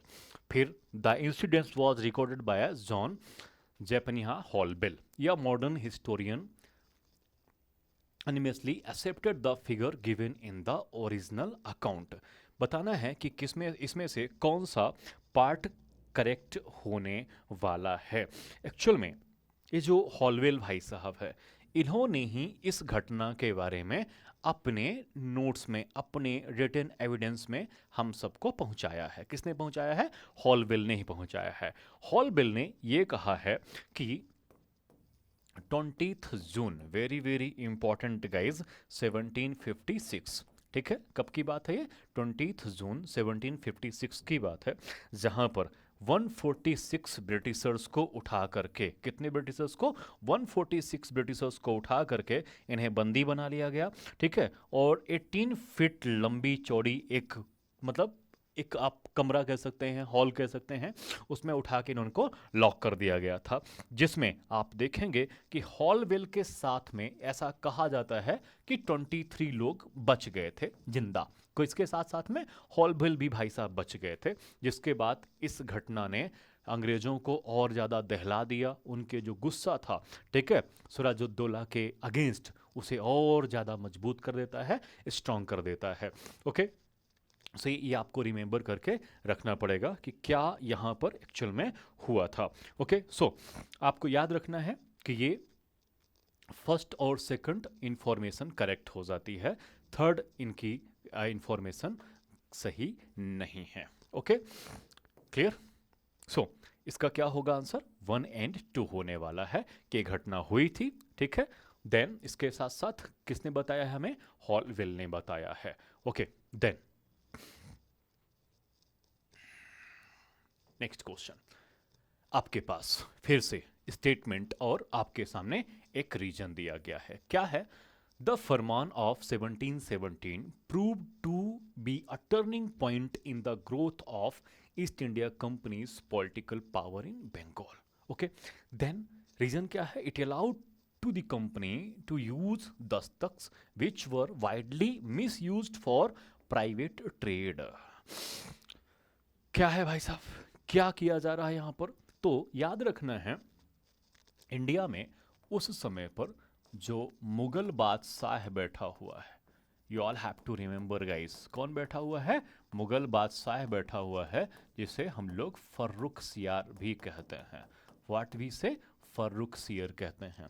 Farrukhsiyar ने 1717 में, कहते हैं, कई कहानियां इसमें आती हैं कि इसका किसी ने इलाज करवा दिया था, जिसके बाद एक हैप्पी हो गया। हैप्पी होने के बाद इसने इंडिया में एक नया फरमान एक जारी कर दिया, एक नई, ठीक है ना, ग्रांट एक्चुअल में इसने दे दी कि भैया चलो, एक दस्तक नाम का एक दस्तावेज इन्होंने पार कर दिया, जिसमें ये कहा गया था कि भैया अब आप ट्रेड फ्री में कर सकते हैं। कैसे कर सकते हैं? अब आप ट्रेड फ्री में कर सकते हैं, यानी कि इन हिंदी वी से सीमा शुल्क मुक्त व्यापार, यानी आपके पास अब जो बॉर्डर एंट्री या ट्रेड में टैक्स लगता था, वह पूरी तरह से क्या हो जाएगा? फ्री हो जाएगा। टोटली फ्री करने की बात कर देते हैं, सीमा शुल्क मुक्त व्यापार की कर देते हैं। जिसके बाद आप देखेंगे कि मुगल बादशाह फर्रुखसियार ने तो कर दिया, लेकिन यहाँ के जो फंड है, रेवेन्यू जो कलेक्शन है, वह पूरी तरह से आप देखेंगे तो धरती की तरफ, यानी कि नीचे की तरफ आपको देखने को मिलेगा, सीधे नीचे तला चला जाता है। ठीक है, और इस तरह से ये जो दस्तक था, ठीक है, याद रखना है सभी लोगों को, इसने किया है, ठीक है, जिसको हम लोग परमिट भी कह सकते हैं, दस्तक को, सीमा शुल्क ना लगाने का या फ्री में व्यापार करने का, जिसने ब्रिटिश ईस्ट इंडिया कंपनी को ना, अगर आप देखेंगे, इतना हेल्प किया, इतना हेल्प किया, चाहे वो प्रॉफिटेबल की बात करिए, या फिर अपने बिजनेस को इंडोर्स करने की, या अपनी व्यापारिक जो कोठियाँ थी, फैक्ट्रियाँ थी, उनको डेवलप करने की, इंफ्रास्ट्रक्चर को बढ़ाने की, क्योंकि जिनकी जो कॉस्टिंग है, वो कॉस्टिंग क्या हो चुकी है? कम हो चुकी है। अब ये अपने अकॉर्डिंग जैसा चाहते हैं वैसा टैक्सेशन का पूरी तरह से सुविधा बना ली है। ठीक है, क्योंकि इन्हें फ्री ट्रेड का क्या मिल चुका है? एक प्रकार से परमिट मिल चुका है बाय द दस्तक। ठीक है, याद रखना है किसने दिया है? मुगल किंग फर्रुखसियार ने दिया है। इसीलिए फर्रुखसियार को जो हिस्ट्री में कुछ लोग घृणित कायर भी कहते हैं। क्या कहते हैं? घृणित कायर कहते हैं। ठीक है ना, काफ़ी ही ज़्यादा ही अपने आप को ये भाई साहब इन चीज़ों में रखते थे। ओके, तो इग्नोरेंस भी रखना है, और साथ साथ में सबसे बड़ा ये कायर भी रहा है, तो इसीलिए इसको इतिहास में हम और आप गाली ही ज़्यादा देते हैं। ठीक है, क्योंकि बादशाह नाम का बादशाह है, किसी काम का दूसरा बादशाह आपको देखने को नहीं मिलेगा। सो आप देखेंगे कि इसके जो both A and R the correct and R is the right explanation. कि सच भी है, इसने अलाउ किया कंपनी को क्या करने के लिए, दस्ता की यूज करने के लिए, जिन्होंने वाइडली इसका सबसे ज़्यादा क्या किया है, मिस यूज किया है अपने प्राइवेट ट्रेड को बढ़ावा देने के लिए। और इतना बढ़ावा दे दिया भैया कि कब मुगल अंपायर या छोटी छोटी रियासतें इसमें डूबती चली गई। जो उस समय के इंडियन छोटे छोटे से जो हमारे माइक्रो इंडस्ट्री हुआ करती थी, लघु कुटीर उद्योग जिसको हम लोग कहते हैं, ठीक है, इन सब का हैंडीक्राफ्ट हो गया, आर्टिसंस हो गया, इनका इतना लॉस पहुंचा था कि जस्ट यू कैन इमेजिन कि आगे चल के कितना बड़ा रिवोल्ट के लिए बेसमेंट हमारे लिए तैयार हो रहा था guys. So then select the combination of factors that contribute to the English victory at Plassey. ठीक, तो सबसे पहले आपको बताना है, इंडिया में ना हम चुनौतियों से कभी नहीं हारे। ठीक है, ध्यान रखिएगा, ये जो हमारे चीटर थे ना, इनसे एक्चुअल में हम लोग हारे हैं। So first of all, treasury of Mir Jafar, ये एक्चुअल में अनसेटिस्फाइड था किसके साथ, अपने नवाब सिराजुद्दौला के साथ। Then superior artillery of the Nawab, heavy rainfall damaging Nawab's ammunition और financial support from Bengal bankers. Actual में ये जो ब्रिटिशर्स रहे हैं ना, इन लोगों ने इतनी चालाकी से सिराजुद्दौला को पहले क्या कर दिया, खोखला कर दिया। ठीक, कि आसपास जितने भी लोग बैठे हुए हैं, चाहे वो मीर जाफर हो, मीर जाफर के साथ साथ और भी जितने उसके सहयोगी थे, इन सबको अपने फेवर में लेना है या आपको न्यूट्रल खड़े रहना है। और मीर जाफर ने एक्चुअल में वही किया। क्या किया कि वॉर जब चल रही थी प्लासी का, उसमें मीर जाफर तो केवल तमाशा देख रहा था। इसीलिए हम इंडिया में जब कहते हैं ना कि सबसे बड़ा जो धोखेबाज था, चीटर था, वह कौन था, मीर जाफर था, जो इंडिया का इतना बड़ा स्कैम करवाने में मदद की थी, किसकी, ब्रिटिशर्स की गाइस। सो इस क्वेश्चन का जो राइट आंसर होने वाला है, ठीक है, तो याद रखना है आप लोगों को कि सुपरियर ऑफ आर्टिलरी ऑफ नवाब आपको देखने को मिलेगा। देन हैवी रेनफॉल डैमेजिंग नवाब। कुछ लोग कहते हैं कि भैया हैवी रेनफॉल से भी इसे नुकसान पहुंचा था, बट अगर मैं देखूं ना तो ये कॉम्बिनेशन उतना अच्छा नहीं लगता है कहने पर, बट एज अ हिस्ट्री जब हम पढ़ते हैं तो मान लेते हैं कि हाँ भैया ये भी फैक्टर रहा होगा। फॉर एग्जांपल जैसे कि हमें अलग अलग पार्ट्स में देखने को मिल जाता है, क्योंकि नेचर भी एक बड़ा की रोल प्ले करता है इन चीज़ों को इम्प्लीमेंट करने के लिए। ओके, सो गाइस, ये हमें दिमाग में रख के चलना पड़ेगा कि आपका जो सेकंड, थर्ड और आपका जो फोर्थ वाला है, financial support from Bengal bankers ने दिया था, किसको, इंग्लिश को दिया था। ठीक है, इस तरह से ये आपका जो बी वाला है that will be the right, क्या होगा बच्चों, राइट होने वाला है, यानी कि सही होने वाला है। ओके, मीर जाफर, मीर कासिम, इन सब ने एक्चुअल में अगर आप देखेंगे तो एक पपेट का रोल प्ले किया था बाद में। Then under the treaty of Allahabad 1765 the British East India Company obtained. याद रखना है, अब हम बात कर रहे हैं इलाहाबाद की संधि की। ठीक है, बक्सर का युद्ध कब हो गया था, 1764 में हो गया था। हम बात कब कर रहे हैं, इलाहाबाद की संधि की बात कर रहे हैं कि इसमें हुआ क्या था। पहला जो प्रयोग है इंडिया में, Diwani rights to of Bengal, Bihar and Orissa को दिया गया था। Free trade rights in Awadh में मिल गया था और control over Mughal administration in Delhi. But ये बात बिल्कुल भी सही नहीं है कि इलाहाबाद की संधि में कौन कौन सी बातें एक्चुअल में रखी गई थी, ये आप लोगों को बताना है गाइस। तो first of all, Mughal administration में अभी इनका कंट्रोल किसी भी प्रकार से नहीं आया है, तो थर्ड सेंटेंस तो अपने आप ही गलत हो जाता है। देन फ्री ट्रेड राइट्स इनको अवध में मिल ही गया था, क्योंकि इन्होंने सुजाउद्दौला को तो अब यहां से हटा ही दिया था और अपने पुतले को फिर से खड़ा कर दिया है। Diwani rights of Bengal, Bihar and Orissa, यानी कि दीवानी राइट का मतलब क्या होता है जरा समझिएगा। ठीक है, दीवानी राइट का मतलब ये होता है कि अब ब्रिटिशर्स के पास एक और बड़ी वेपन इनको मिल जाती है, जिसको हम कहते हैं दीवानी राइट्स। इसमें क्या है, जो रिवेन्यू कलेक्शन की जो रिस्पॉन्सिबिलिटी है, किसकी बात है, रिवेन्यू कलेक्शन की जो बात है, यानी राजस्व जो वसूली की बात है प्यारे बच्चों, वह किसको मिल जाती है, वह यहाँ के ब्रिटिशर्स को मिल जाती है। जिसपे भैया इतना स्कैम आपको देखने को मिलता है, इतना स्कैम, और फ्री में ट्रेड करने का, अपने अकॉर्डिंग यहाँ पर टैक्सेशन करने का, जिसके बाद ब्रिटिश ईस्ट इंडिया कंपनी तो इंडिया में इतना तहलका मचाने वाली है। Just remember the name of this कितना करप्शन होगा, अगर हम इसको उठाकर देखें ना इंडिया में, तो आज के डेट में उतने करप्शंस आपको नहीं देखने को मिलते हैं जो उस समय हुए थे। तो इसका राइट आंसर क्या होने वाला है? फर्स्ट एंड सेकंड, वन, एक और दो होने वाला है गाइस। देन इसके बाद आएंगे तो which of the following statements about the battle of Buxar 1764 is are correct. तो बताना है the battle was fought between the British East India Company and the combined forces of Mir Qasim Shujauddaula, जो कि कहाँ का है, ये अवध का नवाब है, और शाह आलम जो सेकंड है ये भारत का नवाब है, यानी कि मुगल सम्राट है। हम कब की बात कर रहे हैं? बैटल ऑफ बक्सर की बात कर रहे हैं। ठीक, रिजल्ट की बात करें तो रिजल्ट में बैटल में British obtain the Diwani rights of Bengal, Bihar और उड़ीसा में।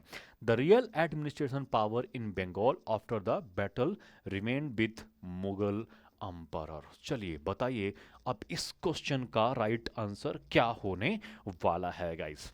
ओके, सो ये जो पहला क्वेश्चन किया था ना, इसके पहले वाला जस्ट उसी से मिलता जुलता क्वेश्चन है, बट थोड़ा सा डिफरेंट वे पे आपसे पूछा गया है। क्या है? Just give the right answer. So guys ये है क्वेश्चन की जो बैटल ऑफ बक्सर है, ठीक है ना, लड़ाई हुई है 1764 में। इसमें कौन कौन है भैया? ब्रिटिश ईस्ट इंडिया कंपनी और साथ साथ में मीर कासिम, सुजाउद्दौला और शाह आलम सेकंड। सुजाउद्दौला कहाँ से आ रहा है? अब ये मीर कासिम कौन है?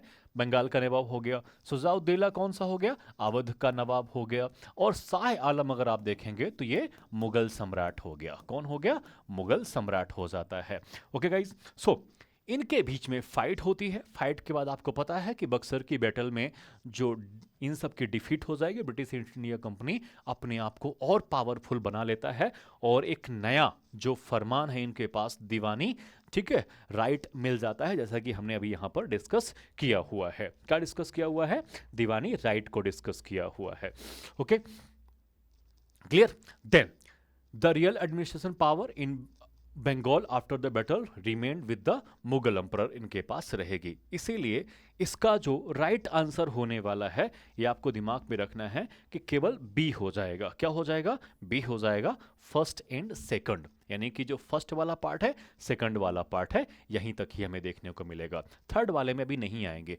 क्यों नहीं आएंगे? ध्यान रखिएगा, ये बड़े बदमाश लोग हैं। बदमाश क्यों हैं? ये रिस्पॉन्सिबिलिटी नहीं लेना चाहते, ये केवल केवल मलाई खाना चाहते हैं। They want only cream. Earning points इनका केवल चल रहा है कि हमें पॉलिटिकल अपनी पावर बना के रखनी है, रेवेन्यू पावर अपनी बना के रखनी है, टैक्सेशन वाला सिस्टम हमें चाहिए, ट्रेड की हमें फ्री ट्रेड का दस्तक चाहिए। बाकी चीज़ों से इन्हें कोई मतलब नहीं है कि आपका एडमिनिस्ट्रेशन कैसे चलाना है, प्रशासन की किस तरह से व्यवस्था होनी चाहिए या नहीं होनी चाहिए, डजेंट मैटर।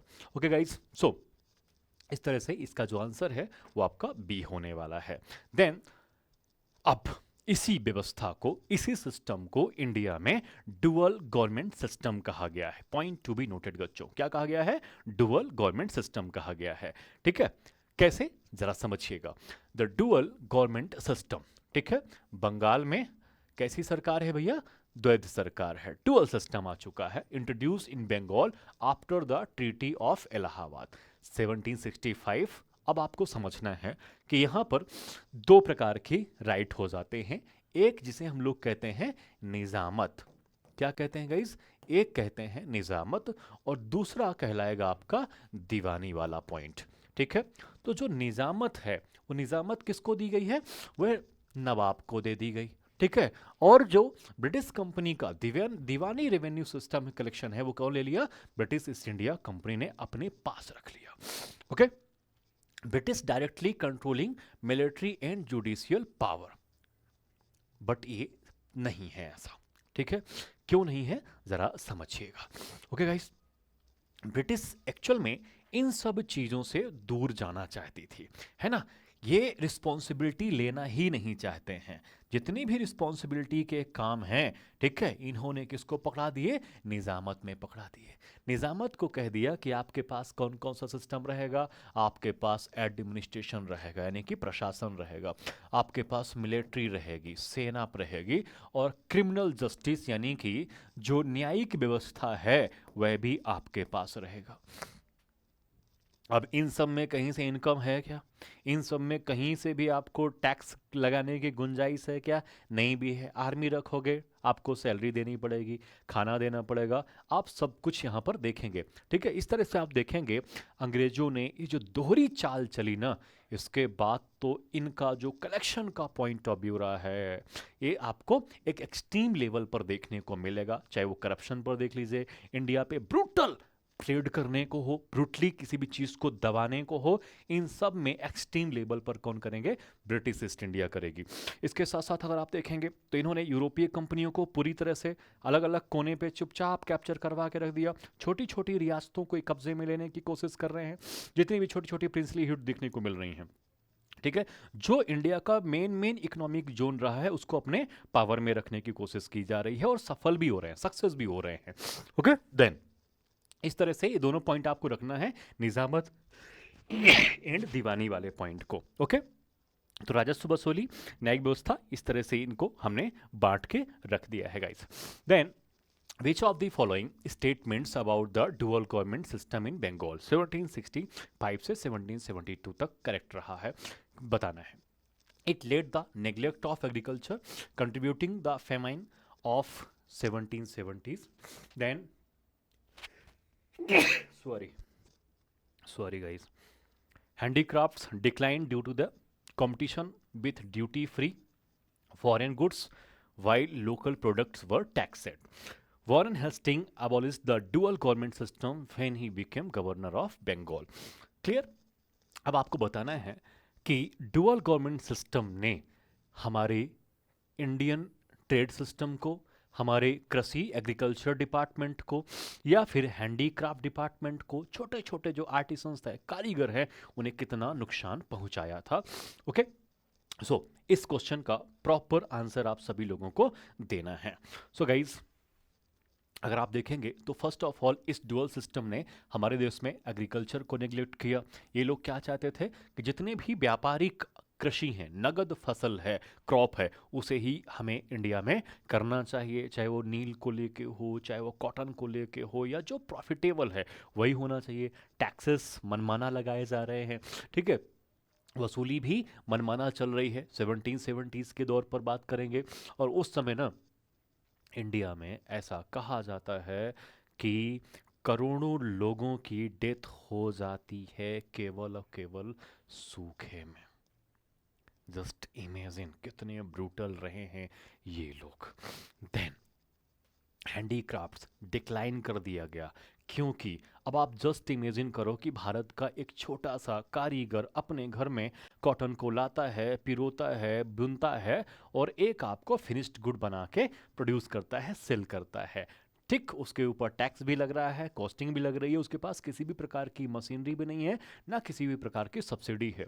वहीं पर एक है ड्यूटी फ्री फॉरेन गुड्स, जो इंडिया में डायरेक्ट आता है, ठीक है, विदाउट एनी टैक्स, और सीधे कम दामों में बिकता है, सेल होता है। तो स्वाभाविक सी बात है कि इस डुअल सिस्टम ने इन चीज़ों को खत्म किया। देन वॉरेन हेस्टिंग आया, और इसने सबसे पहले इंडिया में, बंगाल में डुअल गवर्नमेंट सिस्टम को क्या कर दिया है? खत्म कर दिया है, जैसे ही वह बंगाल का गवर्नर बन जाता है। इसीलिए इसका जो राइट आंसर होने वाला है वह 1, 2 एंड 3 होने वाला है। ये तीनों ही इसके आंसर क्या हैं गाइस?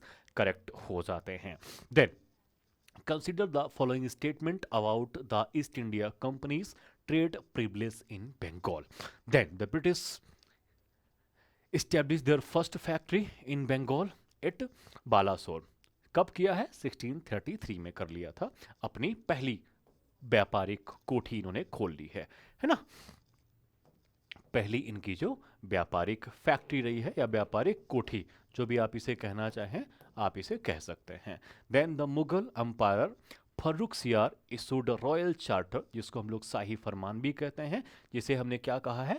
दस्तक कहा है। दस्तक का मतलब क्या है? परमिट मिल चुका है, आपको एक आदेश पत्र मिल चुका है, अधिकार मिल चुका है, जिससे आप इंडिया में सीमा शुल्क फ्री होके व्यापार कर सकते हैं। ठीक है, dastak were intended to allow duty free trade, but आप अगर देखेंगे तो बाद में कंपनी ने इसका मिसयूज किया, ठीक है, सर्वेंट फॉर प्राइवेट प्रॉफिट, और करप्शन का लेवल तो पूछो नहीं, रॉबर्ट क्लाइव हो या रॉबर्ट क्लाइव के साथ जितने भी उस समय के रहे हैं, ठीक है, आप इनका ट्रायल भी चला था लंदन के कोर्ट्स पे। मतलब रॉबर्ट क्लाइव स्टेटमेंट देता है अपने ट्रायल में कि हमारे पास इतना उस समय पर था कि we are unable to collect that money, that क्या बोलते हैं, उस समय का पूरा जो गोल्ड था या हमारे पास जो भी इंपॉर्टेंट प्रीसियस जो भी मेटल हुआ करते थे उनको समेटने में। ठीक, तो which of the statement given above is are correct, you all have to tell कि इसका आंसर क्या होना चाहिए। ओके, सो आई होप ये तीनों ही आपको अच्छी तरह से समझ में आए होंगे कि ब्रिटिश ने अपनी पहली फैक्ट्री बंगाल के बेलासोर में इस्टेब्लिश कर लिया है। देन इसके बाद आप जाएंगे तो मुगल एम्पायर फर्रुख सियार ने इशूड कर दिया था, कब, 1770 में, ये हमने देख लिया है।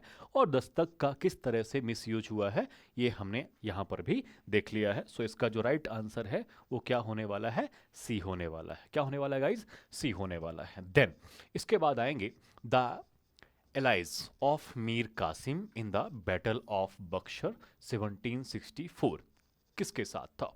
ठीक है, ये भाई साहब बताना है।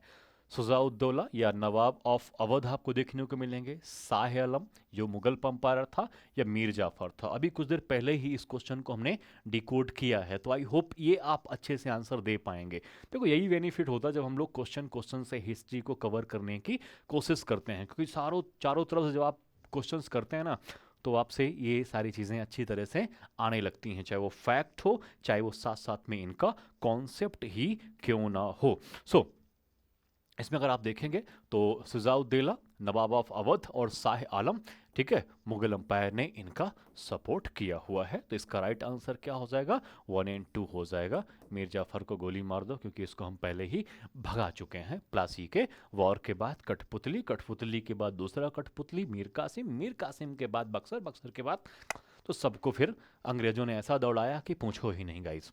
ओके, तो सुजाउद्दौला, नवाब ऑफ अवध, ठीक है। देन ये आपका फर्स्ट राइट आंसर हो जाता है। क्या हो जाता है, right answer. Then the conclusion of 3 Carnatic wars, ठीक, फिर से कर्नाटिक वॉर पे चल रहे हैं जो कि आपको 1746 से 1763 तक 3 Carnatic Wars between the British and French in India resulted. क्या इनका रिजल्ट निकलता है।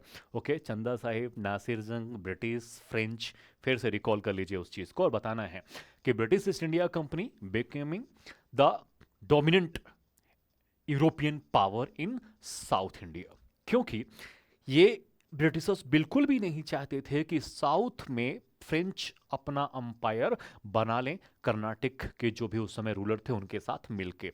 इसीलिए अपने आप को ब्रिटिशर्स पूरी तरह से अनसेफ फील कर रहे थे और इस वार को उन्होंने पूरी तरह से इंडिया को प्लेग्राउंड के रूप में यूज किया। The French retaining only limited trading post और losing political influence in the reason.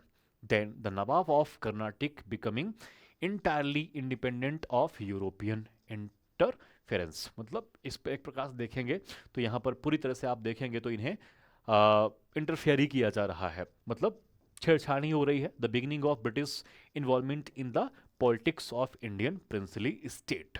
ऐसा नहीं है, ये तो भाई साहब शुरू से ही लगे हुए थे, बट यहाँ पर और ज़्यादा स्ट्रांग होते जा रहे हैं। कौन, ब्रिटिशर्स, कि लगातार जितने भी भारत में प्रिंसली स्टेट्स हैं यानी कि जो रियासतें हैं उन सब के साथ अपने आप को जमाते रहने हैं। शुरू से ही करते आ रहे थे और यहाँ पर तो इन्होंने अच्छा खासा किया ही था।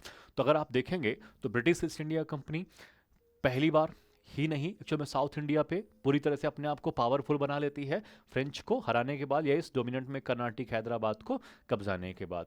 Then the French retaining only limited trading post and losing political influence in the region. स्वाभाविक सी बात है कि जब यहाँ पर ब्रिटिशर्स आ चुके हैं तो अपना इनका जो प्रेजेंस होगा वह थोड़ा सा एक्चुअल में क्या होने वाला है, छोटा सा होने वाला है। देन इसके बाद आप जाएंगे the double of Karnataka becoming ना, तो ऐसा बिल्कुल भी नहीं था नवाब के साथ, ठीक है ना, कि पूरी तरह से ये यूरोपियन के ऊपर डिपेंड हो जाए। ठीक, तो इसको हमें थोड़ा सा रिमूव करने पड़ेगा। The beginning of British involvement in the politics of Indian princely states. तो इस प्रकार से आप देखेंगे कि 1, 2 और आपका 4 राइट आंसर हो जाता है। क्या हो जाता है, 1, 2 एंड 4 आपका राइट आंसर हो जाता है। ओके, क्लियर है यहां तक सभी को ना, किस तरह से ब्रिटिशर्स अपने आप को स्टेब्लिश कर लिए थे कर्नाटिक वॉर में।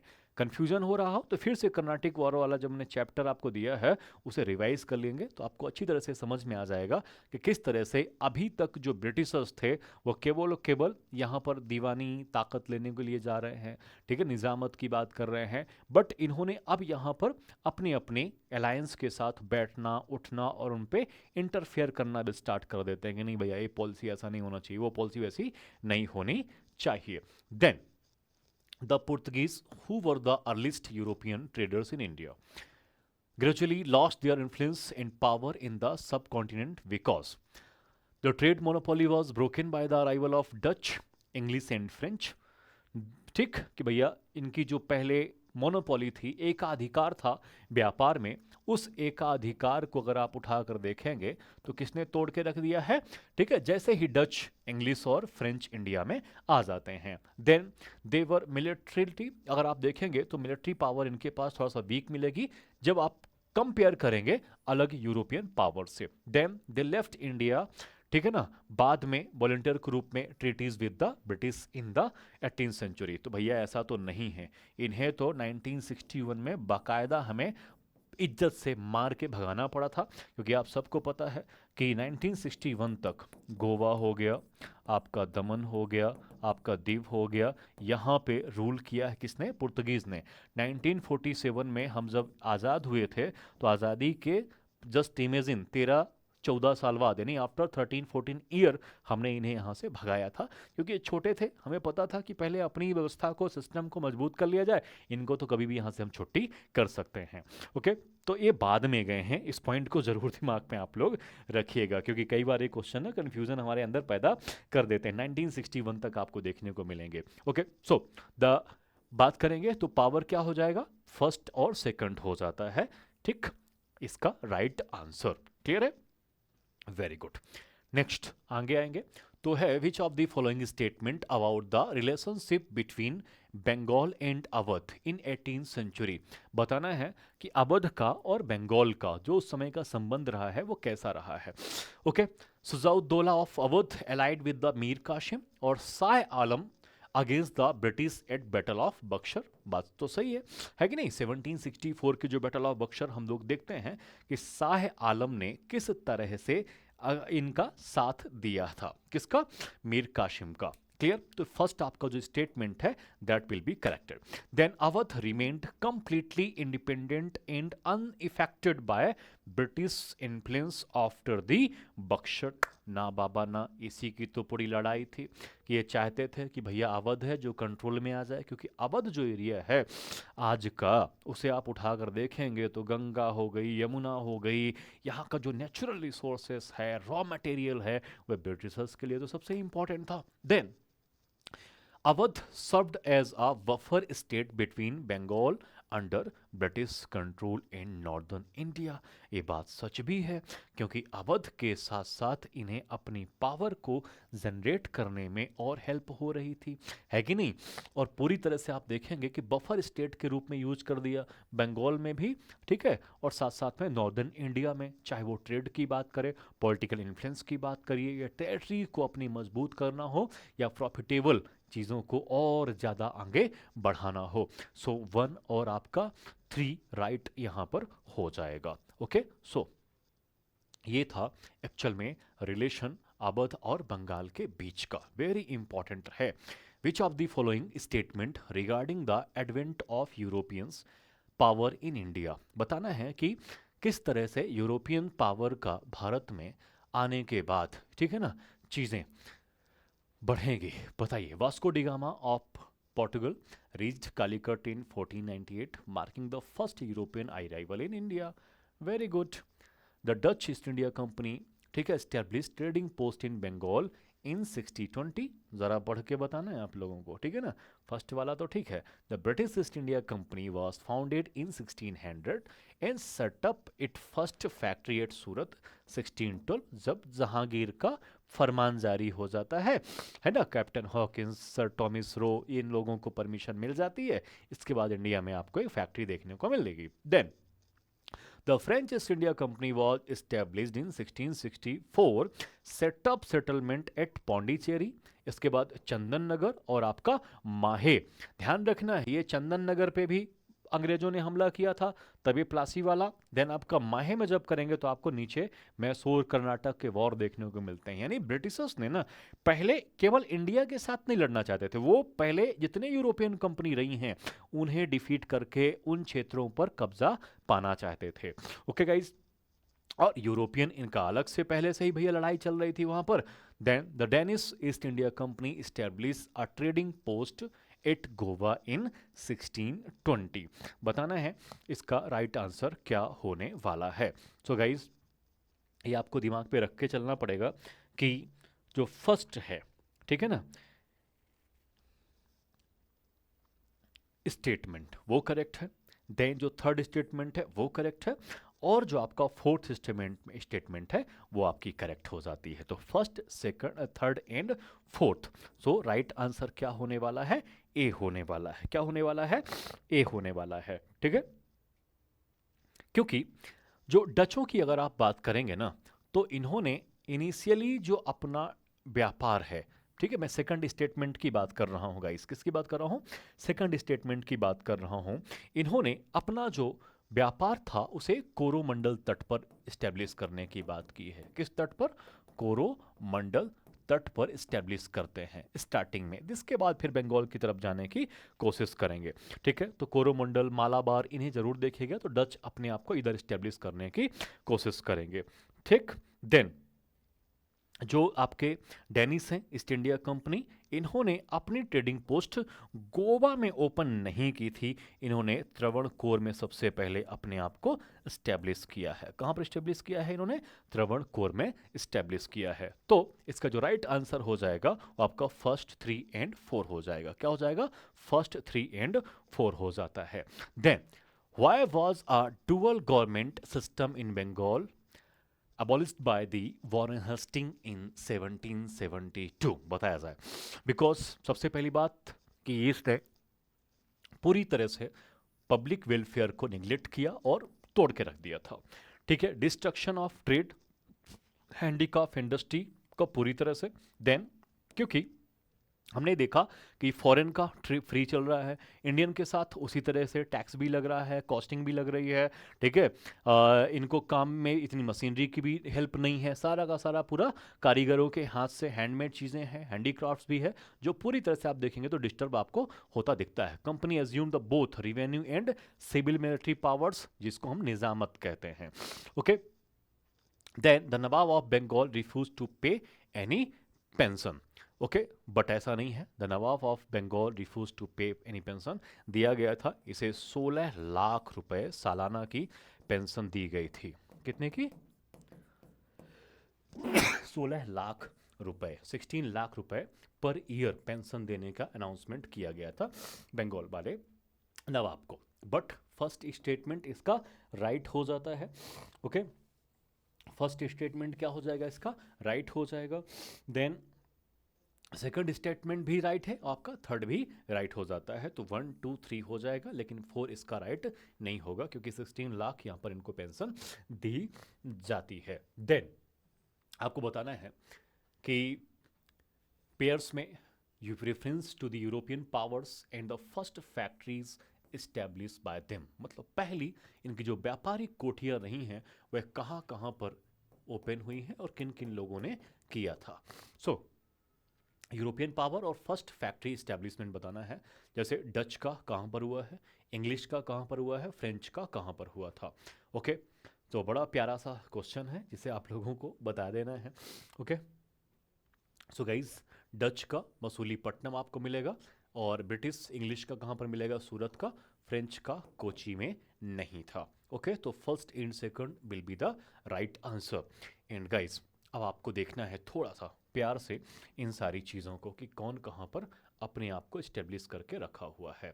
सो गाइज, एक छोटा सा आपको मैं मैप दे रहा हूँ जिसमें आपको देखना है कि किस तरह से, ठीक है, कालीकट हो गया आपका, ठीक है, जहाँ पे सबसे पहले कौन देखने को मिलते हैं हमको? आपके पुर्तगीज़ देखने को मिलते हैं, स्टार वाला ट्रायंगल आकर की बात करें डच, रेड जो बुलेट बना हुआ है ब्रिटिशर्स, और ये आपको फ्रेंच में रखना है। तो इस तरह से आप देखेंगे, ठीक है, कि अलग अलग प्लेसेस पे, जैसे कि दीव की बात करेंगे, ठीक है ना, दमन की बात करेंगे, तो यहाँ पर आपको कौन मिलेंगे, पुर्तगीज़ मिलेंगे। सूरत पे आएंगे तो ये चारों ने अपनी अपनी फैक्ट्रियाँ बाद में खोली हैं, जिसमें से ब्रिटिश भी खोलते हैं, ठीक है, ब्रिटिश के बाद आप डच भी खोलेंगे, डच के बाद पुर्तगीज़ भी हैं, पुर्तगीज़ के बाद आपके फ्रेंच भी आ जाते हैं, ठीक है। आगरा में किसकी फैक्ट्री आपको देखने को मिलती है, डच की देखने को मिलती है, ठीक है। उदयगंज में डच की मिलेगी, पटना में जाएंगे तो डच भी मिलेंगे आपको, और साथ में ब्रिटिशर्स भी आपको देखने को मिलेंगे, ठीक है।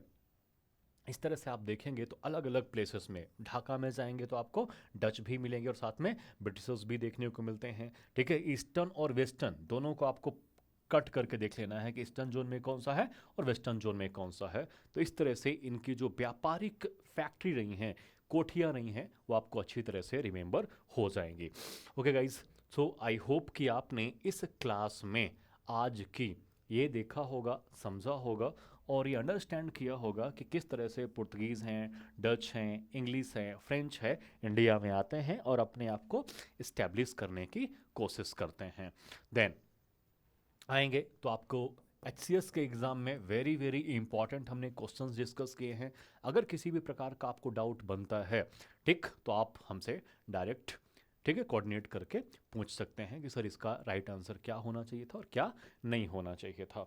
Okay guys, so next class में हम देखेंगे आगे कि क्या किस तरह से ब्रिटिशर्स अपने अलायंस को और ज़्यादा स्ट्रॉन्ग करेंगे, कौन कौन सी पॉलिसी इंडिया में इम्प्लीमेंट की जाती हैं, उन पॉलिसीज़ का कितना इम्पेक्ट पड़ेगा हमारी कंट्री में, और क्या चेंजेस हमें देखने को मिलते हैं, और उसका रिजल्ट आउटकम क्या होने वाला है।